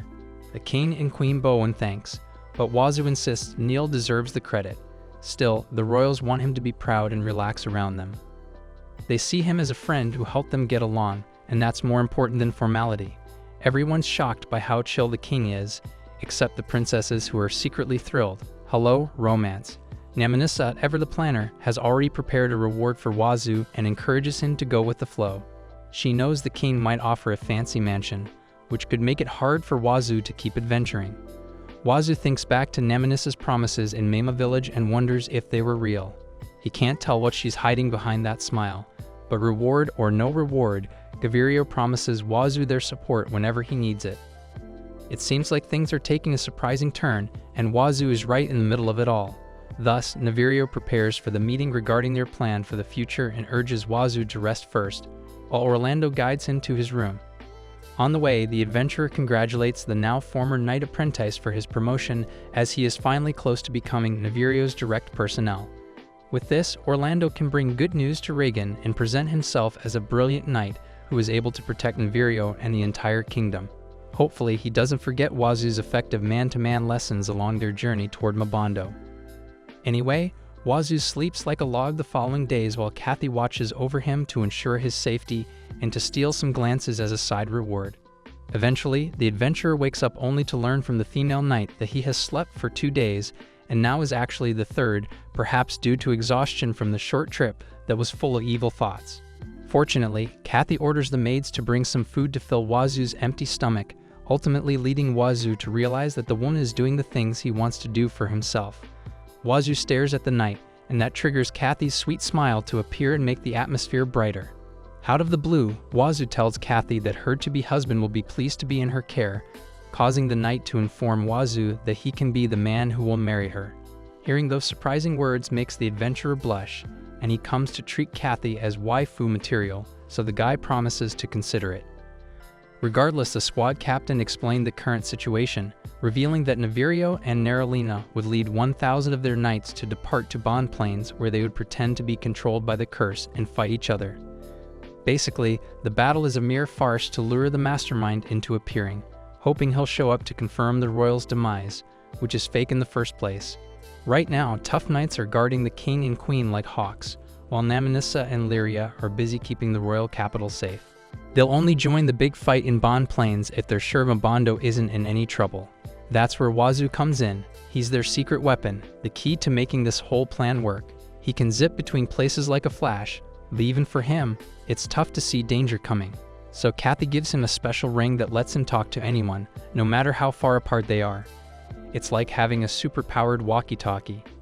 And Kathy, loyal as ever, promises to keep Naminisa safe, even if it means putting her own life on the line. But if things get really hairy, she trusts Wazoo to take care of the princess. Wazoo, ever the hero, takes on the quest with a smile and a steely glint in his eye. Now it's off to Bond Plains, where Neralina and her brave knights are already charging onto the battlefield, ready for action.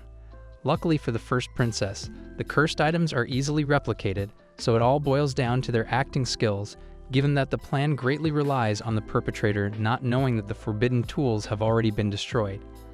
Meanwhile, Navirio is preparing for his departure when Wazoo finally shows up, raring to fight and defeat the culprit and settle the matter once and for all. Before that, he entrusts me to Naminisa to ensure her safety, as a fierce battle may occur soon. Therefore, the second princess Kathy and Lyria can't help but feel worried as they count on the C-rank adventurer's strength. Watching him leave along with Navirio and the others, while listening to Wazoo's reassuring words near the Bond Plains, Shiro inconspicuously watches over the upcoming battle, thrilled to see how it will turn out despite being fully aware that the situation is a mere farce. Nevertheless, he acknowledges the wits of the royal siblings to go full throttle with this idea and includes the person whom he calls the strongest man, Wazoo, in their ranks. However, the notorious peddler is also looking forward to the approaching duel between Wazoo and the man who is the same, if not more powerful than him, the S-rank adventurer who's known by the name Flugel. Excited to see what kind of interesting combat he can witness from those two in the royal capital's castle.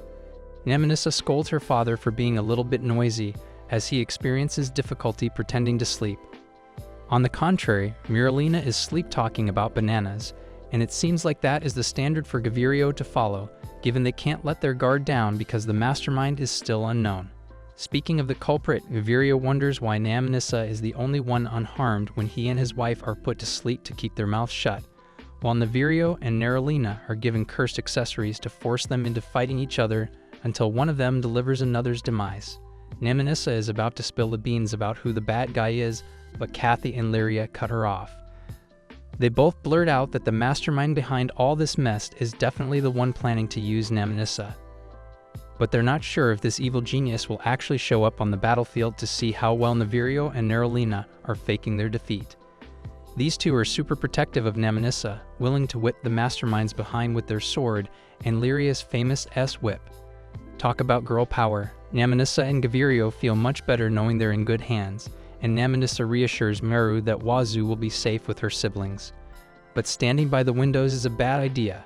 Kathy warns Nemenissa to stay away, but before she can explain why, Meru freaks out. She sees Shiro staring at her from afar, and without a word, she just hugs Nemenissa tight. Poor Mai. Little does she know, Shiro is already planning something big. Meanwhile, over on the Bond Plains, things are heating up. Knights from both sides swarm the battlefield like ants, led by Neralina and Navirio. They glare at each other like they're about to explode, and the tension is thicker than pea soup. It's time for the real battle to begin. Unsurprisingly, the princess known as the Valkyria starts the war by declaring she'll be the one to rule the country, which leads to a fierce confrontation as the enraged prince swears to bring her brutal end, ultimately leading the knights to charge toward their enemies as the clash continues.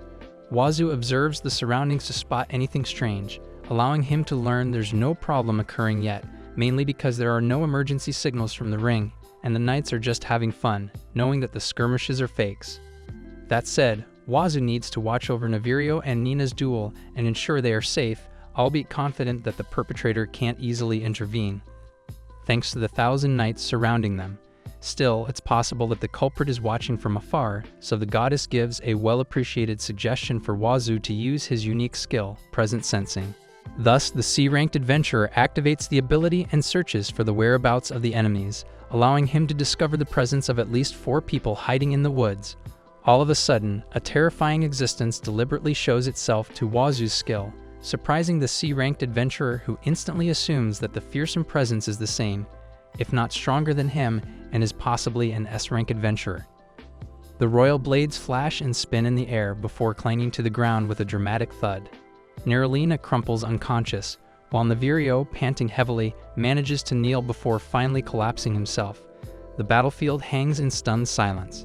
Did their plan work? Did the mastermind take the bait? Navirio and Neralina, their faces betraying no hint of weakness, wait patiently for the culprit to emerge. Wazoo, eyes scanning the horizon, joins them in their vigilant vigil. Soon, the pounding of marching feet breaks the silence. But instead of the small group Wazoo expected, a vast tide of red-armored knights crests the hill, their numbers rivaling the royal forces. At their head, a familiar face contorted in a twisted grin. Denoga, the timid noble boy, looking utterly unlike himself. Wazoo, jaw agape, instantly recognizes him. He whips out the communication tool and throws Nemenissa's voice on the wind.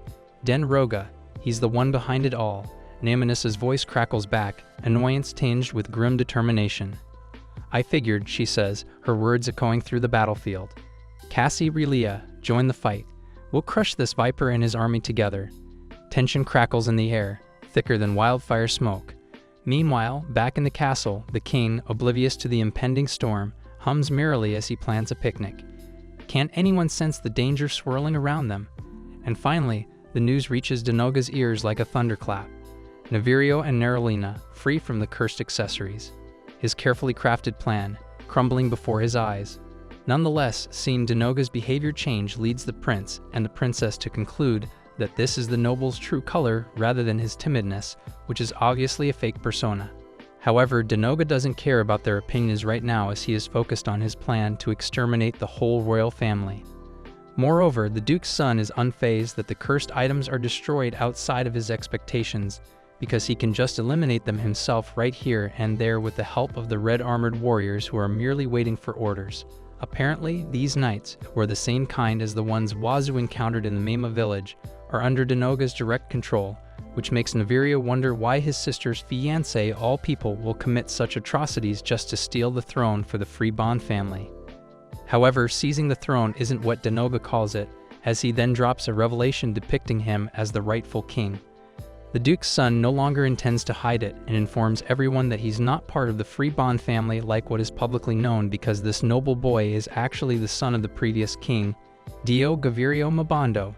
In other words, Denoga is the deceased monarch's secret child, making him the true successor to the throne instead of the Mabando family.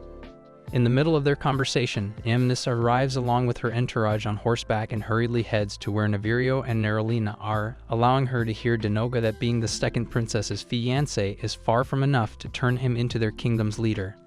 After all, the so-called royal family of Mabando is a hindrance to the true successor acquiring what's truly his possession, the throne. Nevertheless, Amnis's arrival signals the complete attendance of all the actors involved, and what's left to do is to plunder their lives, followed by the king and queen's demise, and return the right to rule the kingdom to the Gavirio Mabando and Free Bond family. Nerolina, her eyes blazing with righteous fury, tightens her grip on her sword. Denoga, the traitorous prince, stands before her, the mastermind behind their kingdom's woes. Across the battlefield, Lyria, a fierce warrior herself, learns a shocking truth. Flugel, the enemy's champion, is actually the son of the previous king. This explains his unwavering loyalty to their opponents, a loyalty forged in the fires of gratitude and duty. Wazoo, ever the perceptive one, senses the weight of Flugel's presence. He whispers to the guild master, seeking confirmation of the rumors swirling around this formidable foe. The answer chills him to the bone. Flugel, an S-rank adventurer, is a whirlwind of close combat fury, capable of dispatching enemies in the blink of an eye. His loyalty to the previous king binds him to their enemies, a debt of honor forged in years past.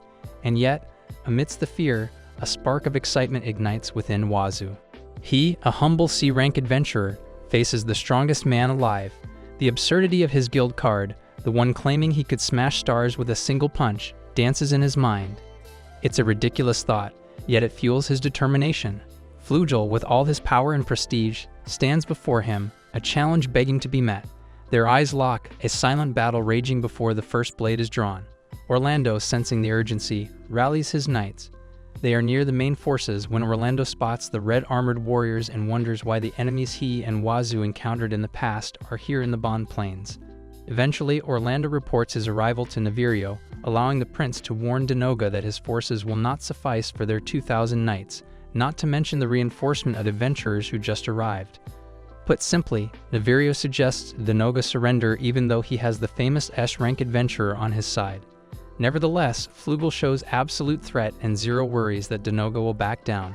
Although Orlando, on the other hand, is clearly agitated that there's an S-rank adventurer who can possibly fight on equal terms with Wazoo. However, the person in question doesn't fear his fearsome opponent in the first place, and merely focuses on observing him as if he's confident this won't become a one-punch finish fight.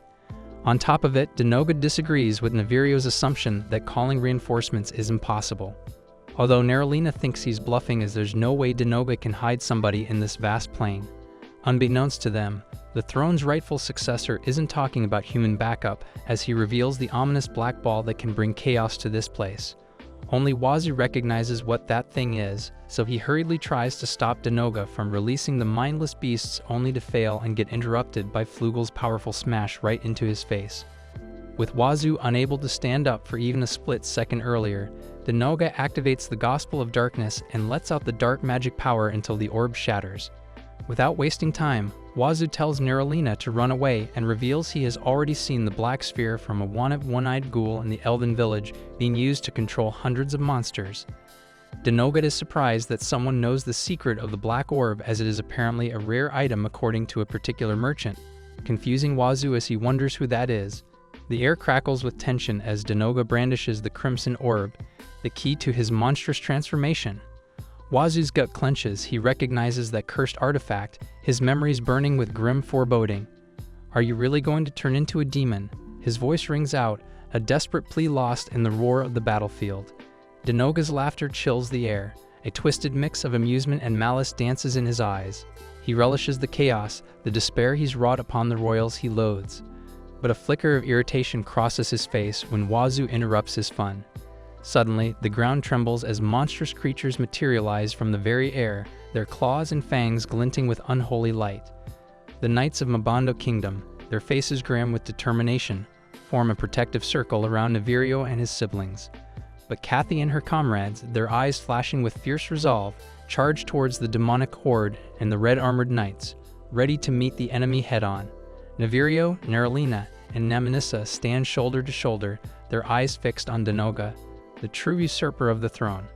They know his usual tricks won't prevail against Naminissa's prowess, so Denoga makes a desperate gamble. He throws back his head and swallows the red orb whole, the crimson glow engulfing him as he begins to convulse.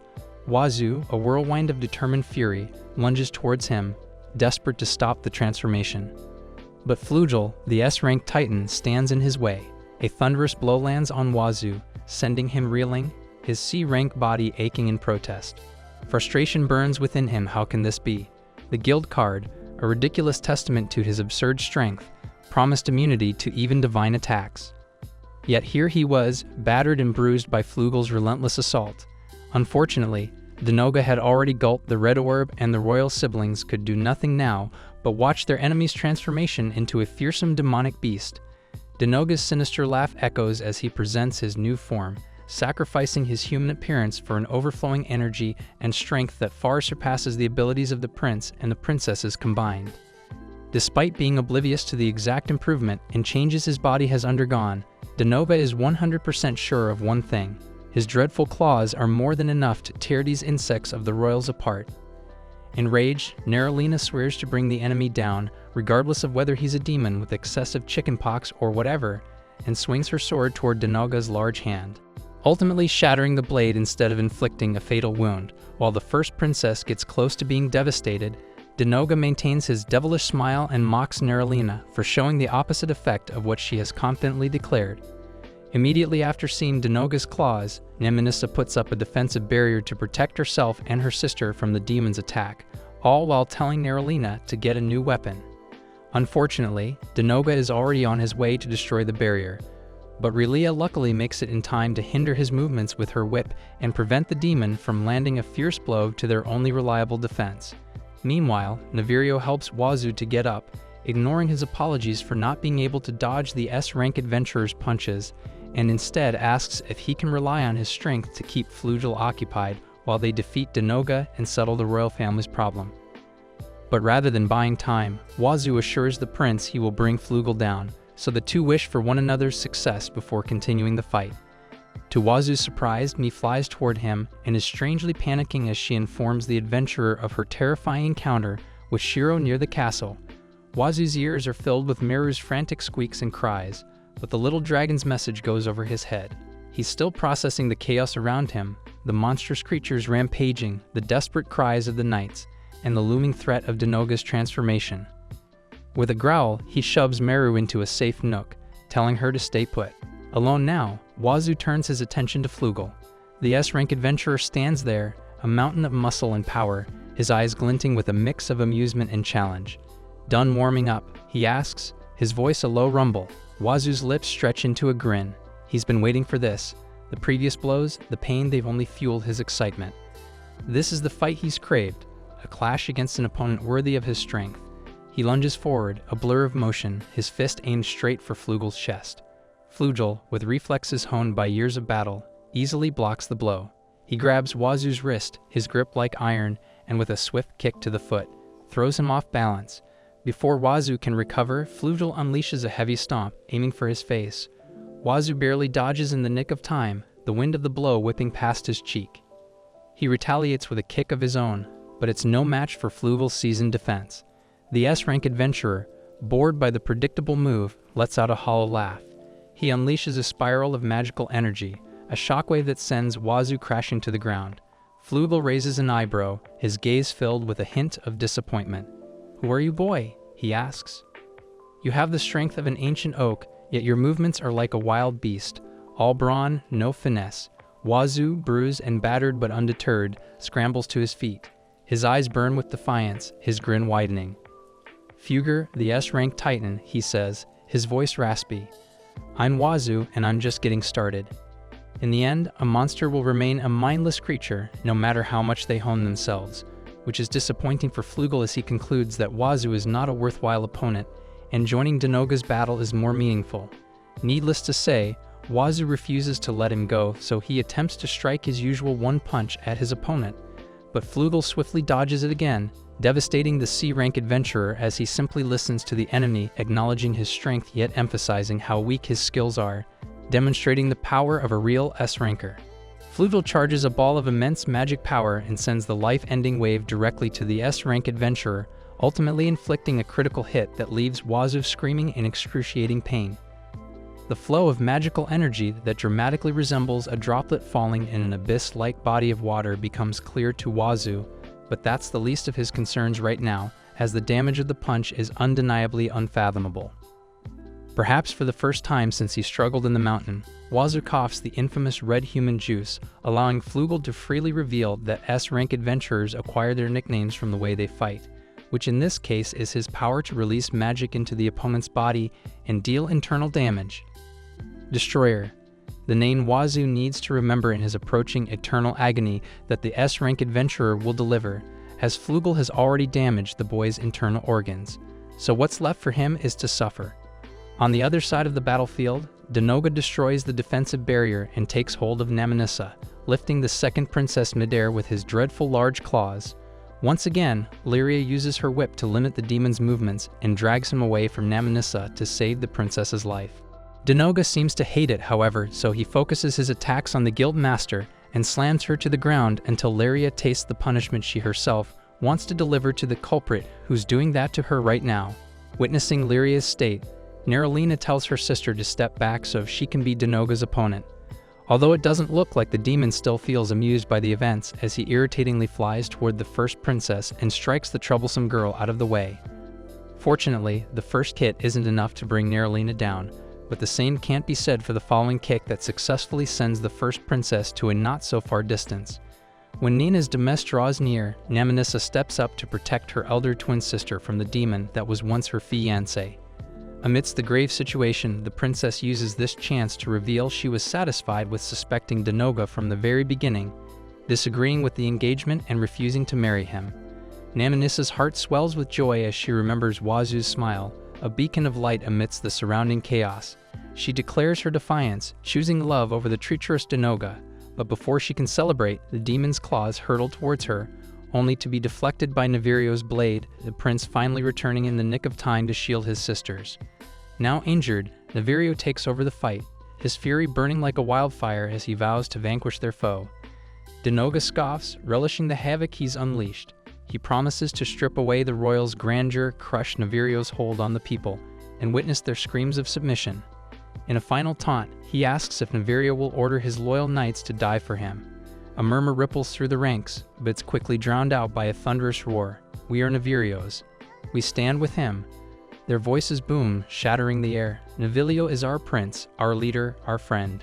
We will fight for him, for our kingdom, until our last breath." Denoga's smirk falters, replaced by a flicker of fear. The unwavering loyalty of the royal army, their love for their prince, stands as a formidable wall against his darkness. The tide has turned, and the battle for the kingdom's fate hangs in the balance. In exchange, Denoga assigns a vicious beast for the female knight, and the prince is too late to save the woman from being bitten by an exaggeratedly enormous dog with rabies. In the end, the demon maintains the privilege of laughing amidst the fierce battle, and he even advises the knights to run away and leave their precious prince behind before they turn into cat food for monsters. However, his prattle and brutality are getting too far, and Navirio arrives to the point that it's impossible to forgive this demon any longer. which leads to a raging power-up as he approaches the throne's rightful successor.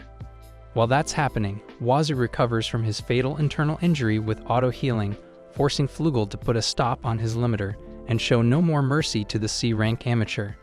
Unfortunately for Wazoo, the S-ranker attack slowly becomes terrifying in his eyes, and the young man comes to wonder how long he can last being hit with an unknown magic power. Wazoo's mind is in shambles, but Flugel gives him no time to think further and proceeds to slap the guy's face with his enigmatic ability. As he endures the one-sided trample, Wazoo desperately ponders a plan to withstand and counterattack, but his auto-healing can't keep up, and the destroyer crushes his internal organs one by one until Wazoo arrives at a single tragic conclusion.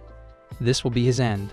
Suddenly, Mir interrupts the fight, crying to protect her partner, which leads Wazoo to remember his grueling days in the mountain and realize that what kept him alive at that time was his ability to eat everything. Despite the wounds and internal injuries, Wazoo gets up to thank me and assures the Dragon Princess he'll be fine because of a good idea that enters his mind. Thus, Wazoo tells Meru to go to a safe place. Now that his counterattack commences, he then finishes it off with a thumbs up, reminding Meru of his superhuman strength, which the Dragon Princess also approves with the same gesture as her partner. Now Wazoo is brimming with motivation to take on everything that comes his way, confusing Flugel a little bit, because this cheerful boy was just a useless sandbag a minute ago. Still, the destroyer has no intentions of holding back, and he releases a more massive wave of magical energy that instantly becomes a direct critical hit. The rock cliff slams into Wazoo, but fear has fled, replaced by a defiant roar. Still alive, he shouts, even as Flugel's relentless fists pound the ground. Each blow explodes with terrifying power, a stark reminder of the chasm between them. Wazoo grits his teeth, face pressed against the earth, scrambling back as Flugel advances, his eyes cold and unforgiving. No tricks, boy, Flugel boons, you can't win. But Wazoo, fueled by a desperate hope, crawls to his feet, ignoring the screaming pain. He needs time, just a bit more, for his plan to unfold. Flugel, however, cares little for his schemes. A flick of his wrist sends Wazoo soaring through the air, hurtling towards a potentially fatal fall. In his half-dazed slumber, the S-ranker doesn't even bother to defend. Wazoo watches, the world spinning, as Navirio battles Denoga below, the prince battered but unyielding. Wazoo's own struggle pales beside the prince's courage, but a new urgency grips him. He has to help to turn the tide before it's too late. With a surge of defiance, he pushes himself up, the pain a distant echo in his heart. The fight isn't over, not yet. He, the unlikely hero, will not stay down. The battle for the kingdom, for everything he holds dear, rages on. Filled with rage and frustration, Navirio strikes back with flame magic embedded in the prince's sword, and his determination undoubtedly reaches Wazoo, who realizes that everyone is fighting with their lives on the line. The memories of Navirio entrusting him to handle Flugel surface in his mind, and Wazoo also remembers Kathy calling him the hope of this war as their plan relies on his strength. Evidently, frustration paints Wazoo's face because he's fully aware that his allies are counting on his power, resulting in deep reminiscing about his past since he lost to the hero, robbed of Aria's love, and almost perishing in the mountains.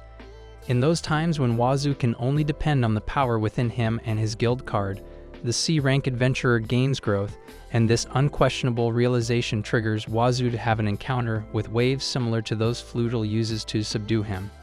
Using his palms, Wazoo gathers the representation of magical power and slowly gulps the whole thing, devouring every drop possible. Eat before he feels the pain.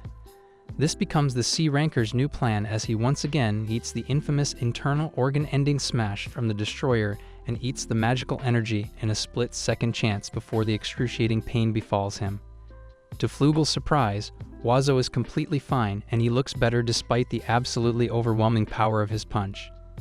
Then top it off with a thanks for the meal, and the S-ranker is 100% dumbfounded as to what in the world is happening. After all, Wazoo is standing like nothing happened, and this guy is clearly sparkling more than ever as he credits his fortunate survival to his days eating weird things in the mountain. Nonetheless, Flugel's reaction is gold when he hears Wazoo revealing his gluttony skill and presenting himself as a gluttonous adventurer who can eat magic power. Oh, and you're right, commenter, Wazoo can give Ruto a run for his money, at least in that anime's first season. On the other hand, Shiro's excitement skyrockets each second he watches the battle from afar, especially after seeing Wazoo becoming more and more interesting. leading the peddler to wonder who come on top between the C-rank adventurer and a certain girl he knows residing in the north. Putting that aside, Fluval is having difficulty processing what his opponent says, so Wazoo repeats it for him. Confusion clouds Fluval's eyes as Wazoo gulps down the destroyer smashes magic. This kid who feasts on power like a starving beast.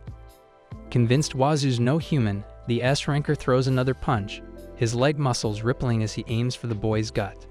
But Wazoo's quicker than he looks, slipping past the blow and catching Flugal off guard. A swift counter sends the destroyer crashing to the ground. Sorry for the payback, Wazoo smirks, his voice dripping with playful sarcasm. Fluval roars with laughter, a wild sound that echoes across the battlefield. The boredom's gone, replaced by a thrill he hasn't felt in years. He rips off his shirt, his chest bare and muscles gleaming. Not bad, kid, he bellows, a grin splitting his face. You spiced things up, Wazoo. Let's turn this up a notch. And like a switch flipped, they're at it again. Fueled by the goddess's shield and his bottomless hunger for magic, Wazoo stands firm. He dances around Flugal's blows, devouring the energy that spills from each strike, his own fists infused with stolen power, shaking the very ground. The air crackles with raw energy, a brutal ballet of iron and magic. The tide has turned, the amateur's no longer so amateur, fighting like a man possessed, his eyes blazing with defiance and newfound confidence. Even Flugal, the S-rank destroyer, feels a flicker of doubt. This kid, this impossible, power-eating kid, might just be the challenge he craved. The battle rages on, two titans locked in a dance of fury, the fate of the kingdom hanging precariously in the balance. Will Wazoo rise to the challenge and claim victory? Or will Flugal crush him, claiming the kingdom for his own? The answer echoes in the clash of steel and the roar of defiance, a melody played on the strings of fate. As the brawl continues, Wazoo slowly grabs the upper hand and strikes Flugal upward with his clenched hand while proudly declaring himself as the strongest of all. With the destroyer getting utterly destroyed, Wazoo reigns as the victor, although he looks more serious now compared to when he rains punches on his opponent in his weakened state. Flugal takes back his words calling Wazoo amateur and changes it with a terrifying nickname, Monster. Of course, the young man isn't pleased to be called that because this adventurer blessed by goddesses has no intention of stopping being a human regardless of how strong he becomes. Finally, Fluval admits his defeat and respectfully asks Wazoo to fight again next time until he suddenly stops saying a word. No, he's still alive. Maybe due to exhaustion, Fluval falls asleep, and his loud snores are a bit laughable for Wazoo, who eventually stands up because the war hasn't ended yet, and he's excited to get stronger and fight more challenging enemies like Flugal. Thus, Wazoo explores the Bond Plains and spots a vicious wolf on its way to devour a wounded knight and his companion. In the nick of time, Wazoo defeats the beast with one punch, saving the soldiers in the process before telling them to cure the injured while he deals with the monsters. Afterward, Wazoo heads to the horde led by a miner and spends quite a short time dealing with this group by simply playing around with the bull's horn, grabbing it and spinning along with the monster to eradicate the remaining beasts. With complete trust that Navirio will win the battle against Denoga, Wazoo decides not to join them and instead enjoys a not-so-peaceful game of tossing, smashing, and wrestling. The list goes on with the ferocious monsters from the ball to top it off. Wazoo warns the enemies to return to the mountains with those guys' tails between their legs, or else they will pass through the violent road filled with monster juices of various colors, mainly red. Speaking of red, the enemy forces wearing the same color in their uniform are engaging in a "we are stronger" presentation to show the Kingdom Knights how weak they are. Tensions rise as Orlando and Kathy bristle at the carrot sneers, ready to prove them wrong. A brawl seems imminent, but out of nowhere, Wazoo disrupts the scene, knocking the red-armored knight out cold with a playful "need a hand." Orlando, initially annoyed, sees the wisdom in Wazoo's move. Kathy and him can handle these goons, and Wazoo's intervention prevents their escape. Meanwhile, celebration turns to despair for Navirio, who stumbles to his knees, gasping for air.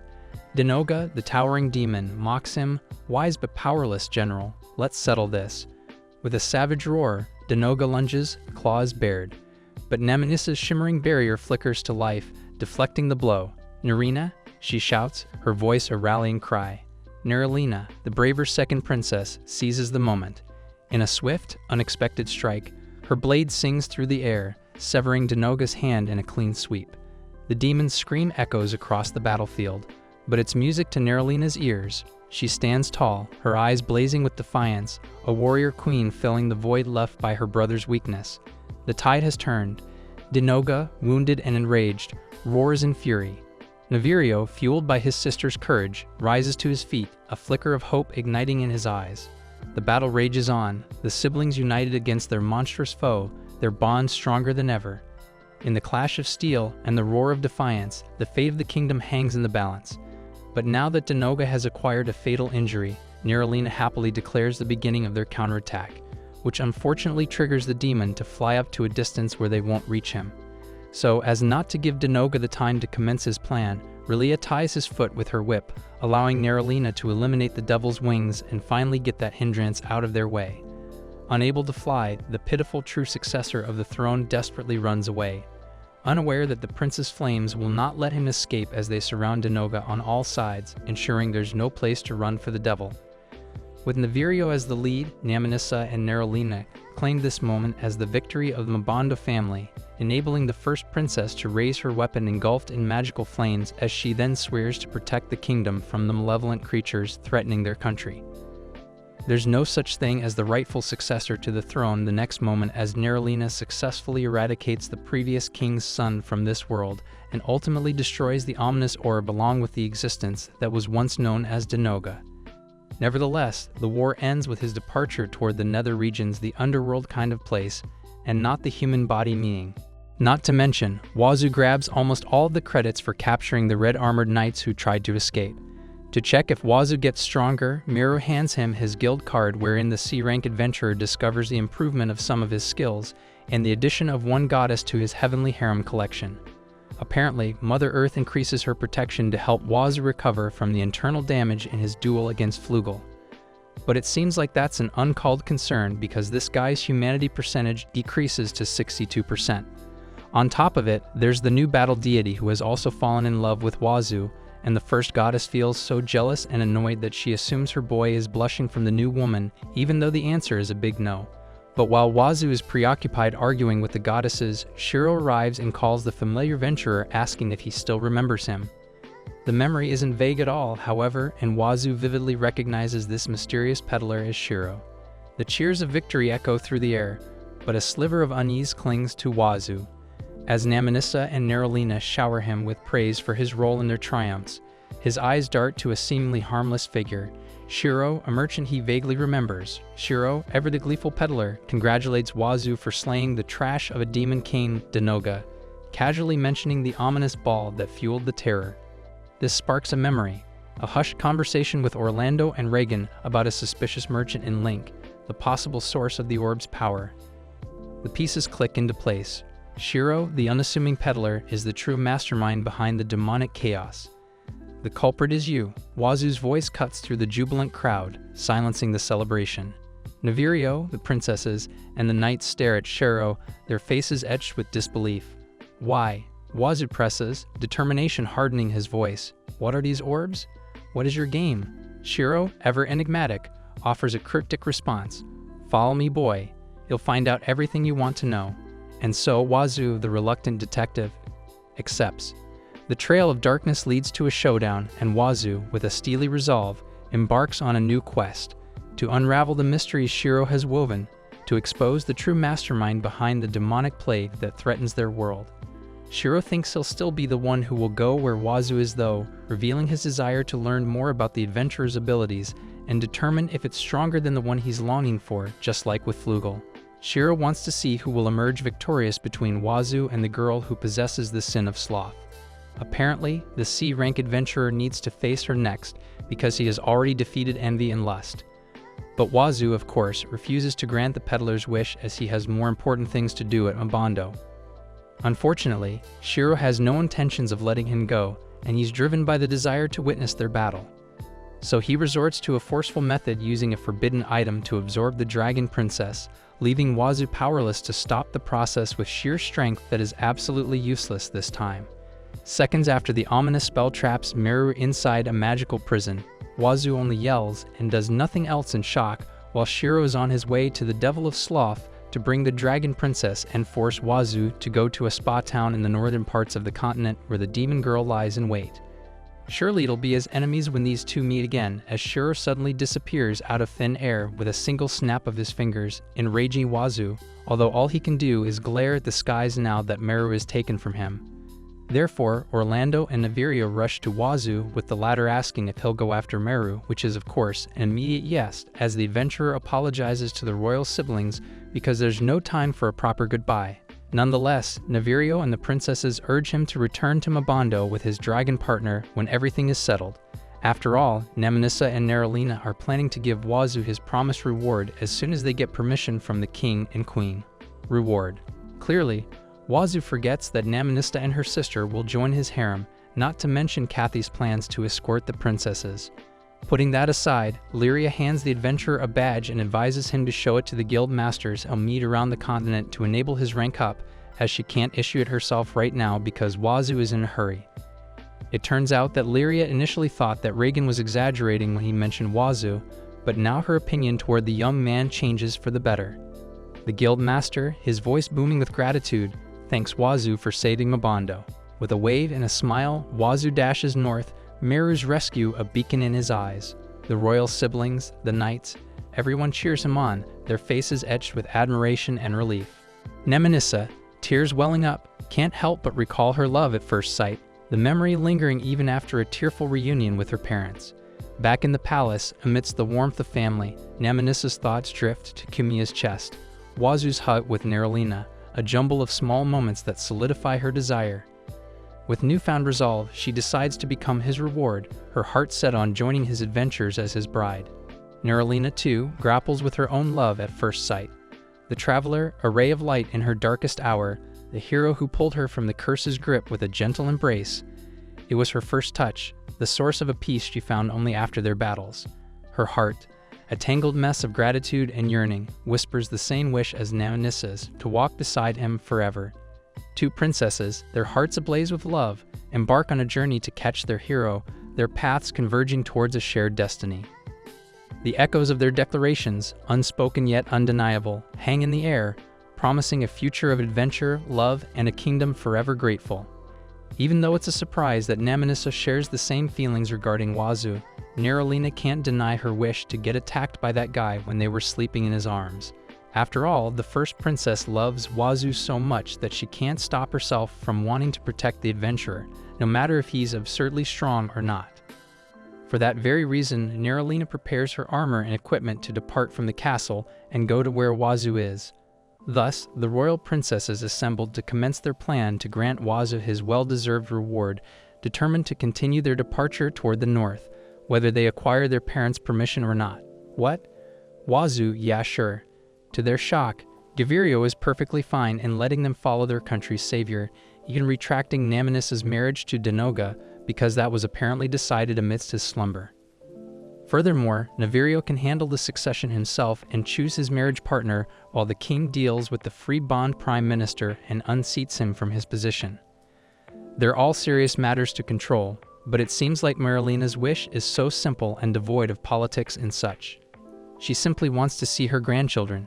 Thanks to that, these maidens in love's excitement soars, contrary to their brother who's clearly troubled about who to choose as a wife. Before Naminissa and Neralina leave the castle, Kumiya suddenly tells the two that Lyria is looking for them. So they hurriedly head to the guild master's office where Lyria reveals that the princesses received a message from someone. To everyone's surprise, the person the guild master talks about is the Saint Aria, who came to Mabando just a few hours ago. Apparently, Aria is traveling to look for someone, but the council assigns her a mission to investigate some incidents in the Southwest Kingdom and leaves this morning. Regrettably, the saint can't at least enjoy some tea with the princesses like the old days this time, but she leaves an important warning: stay away from the Southwest Kingdom. Speechless, Naminissa and Neralina wish that Wazoo is fine, although it's highly possible he'll save someone again and increase the number of girls whom he doesn't know like him. Speaking of those women, we then arrive at a dark alley in Link where a horde of lawless men surrounds two girls wearing a robe, inviting the ladies to have some fun with them.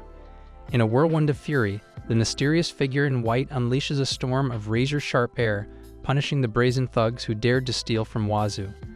The spellcaster's hood falls away, revealing the fierce faces of Tada and Salona, guardians of Wazoo's privileges and ready to unleash their righteous wrath. But with this thrilling cliffhanger, the manga chapter ends, leaving us eagerly awaiting the next installment.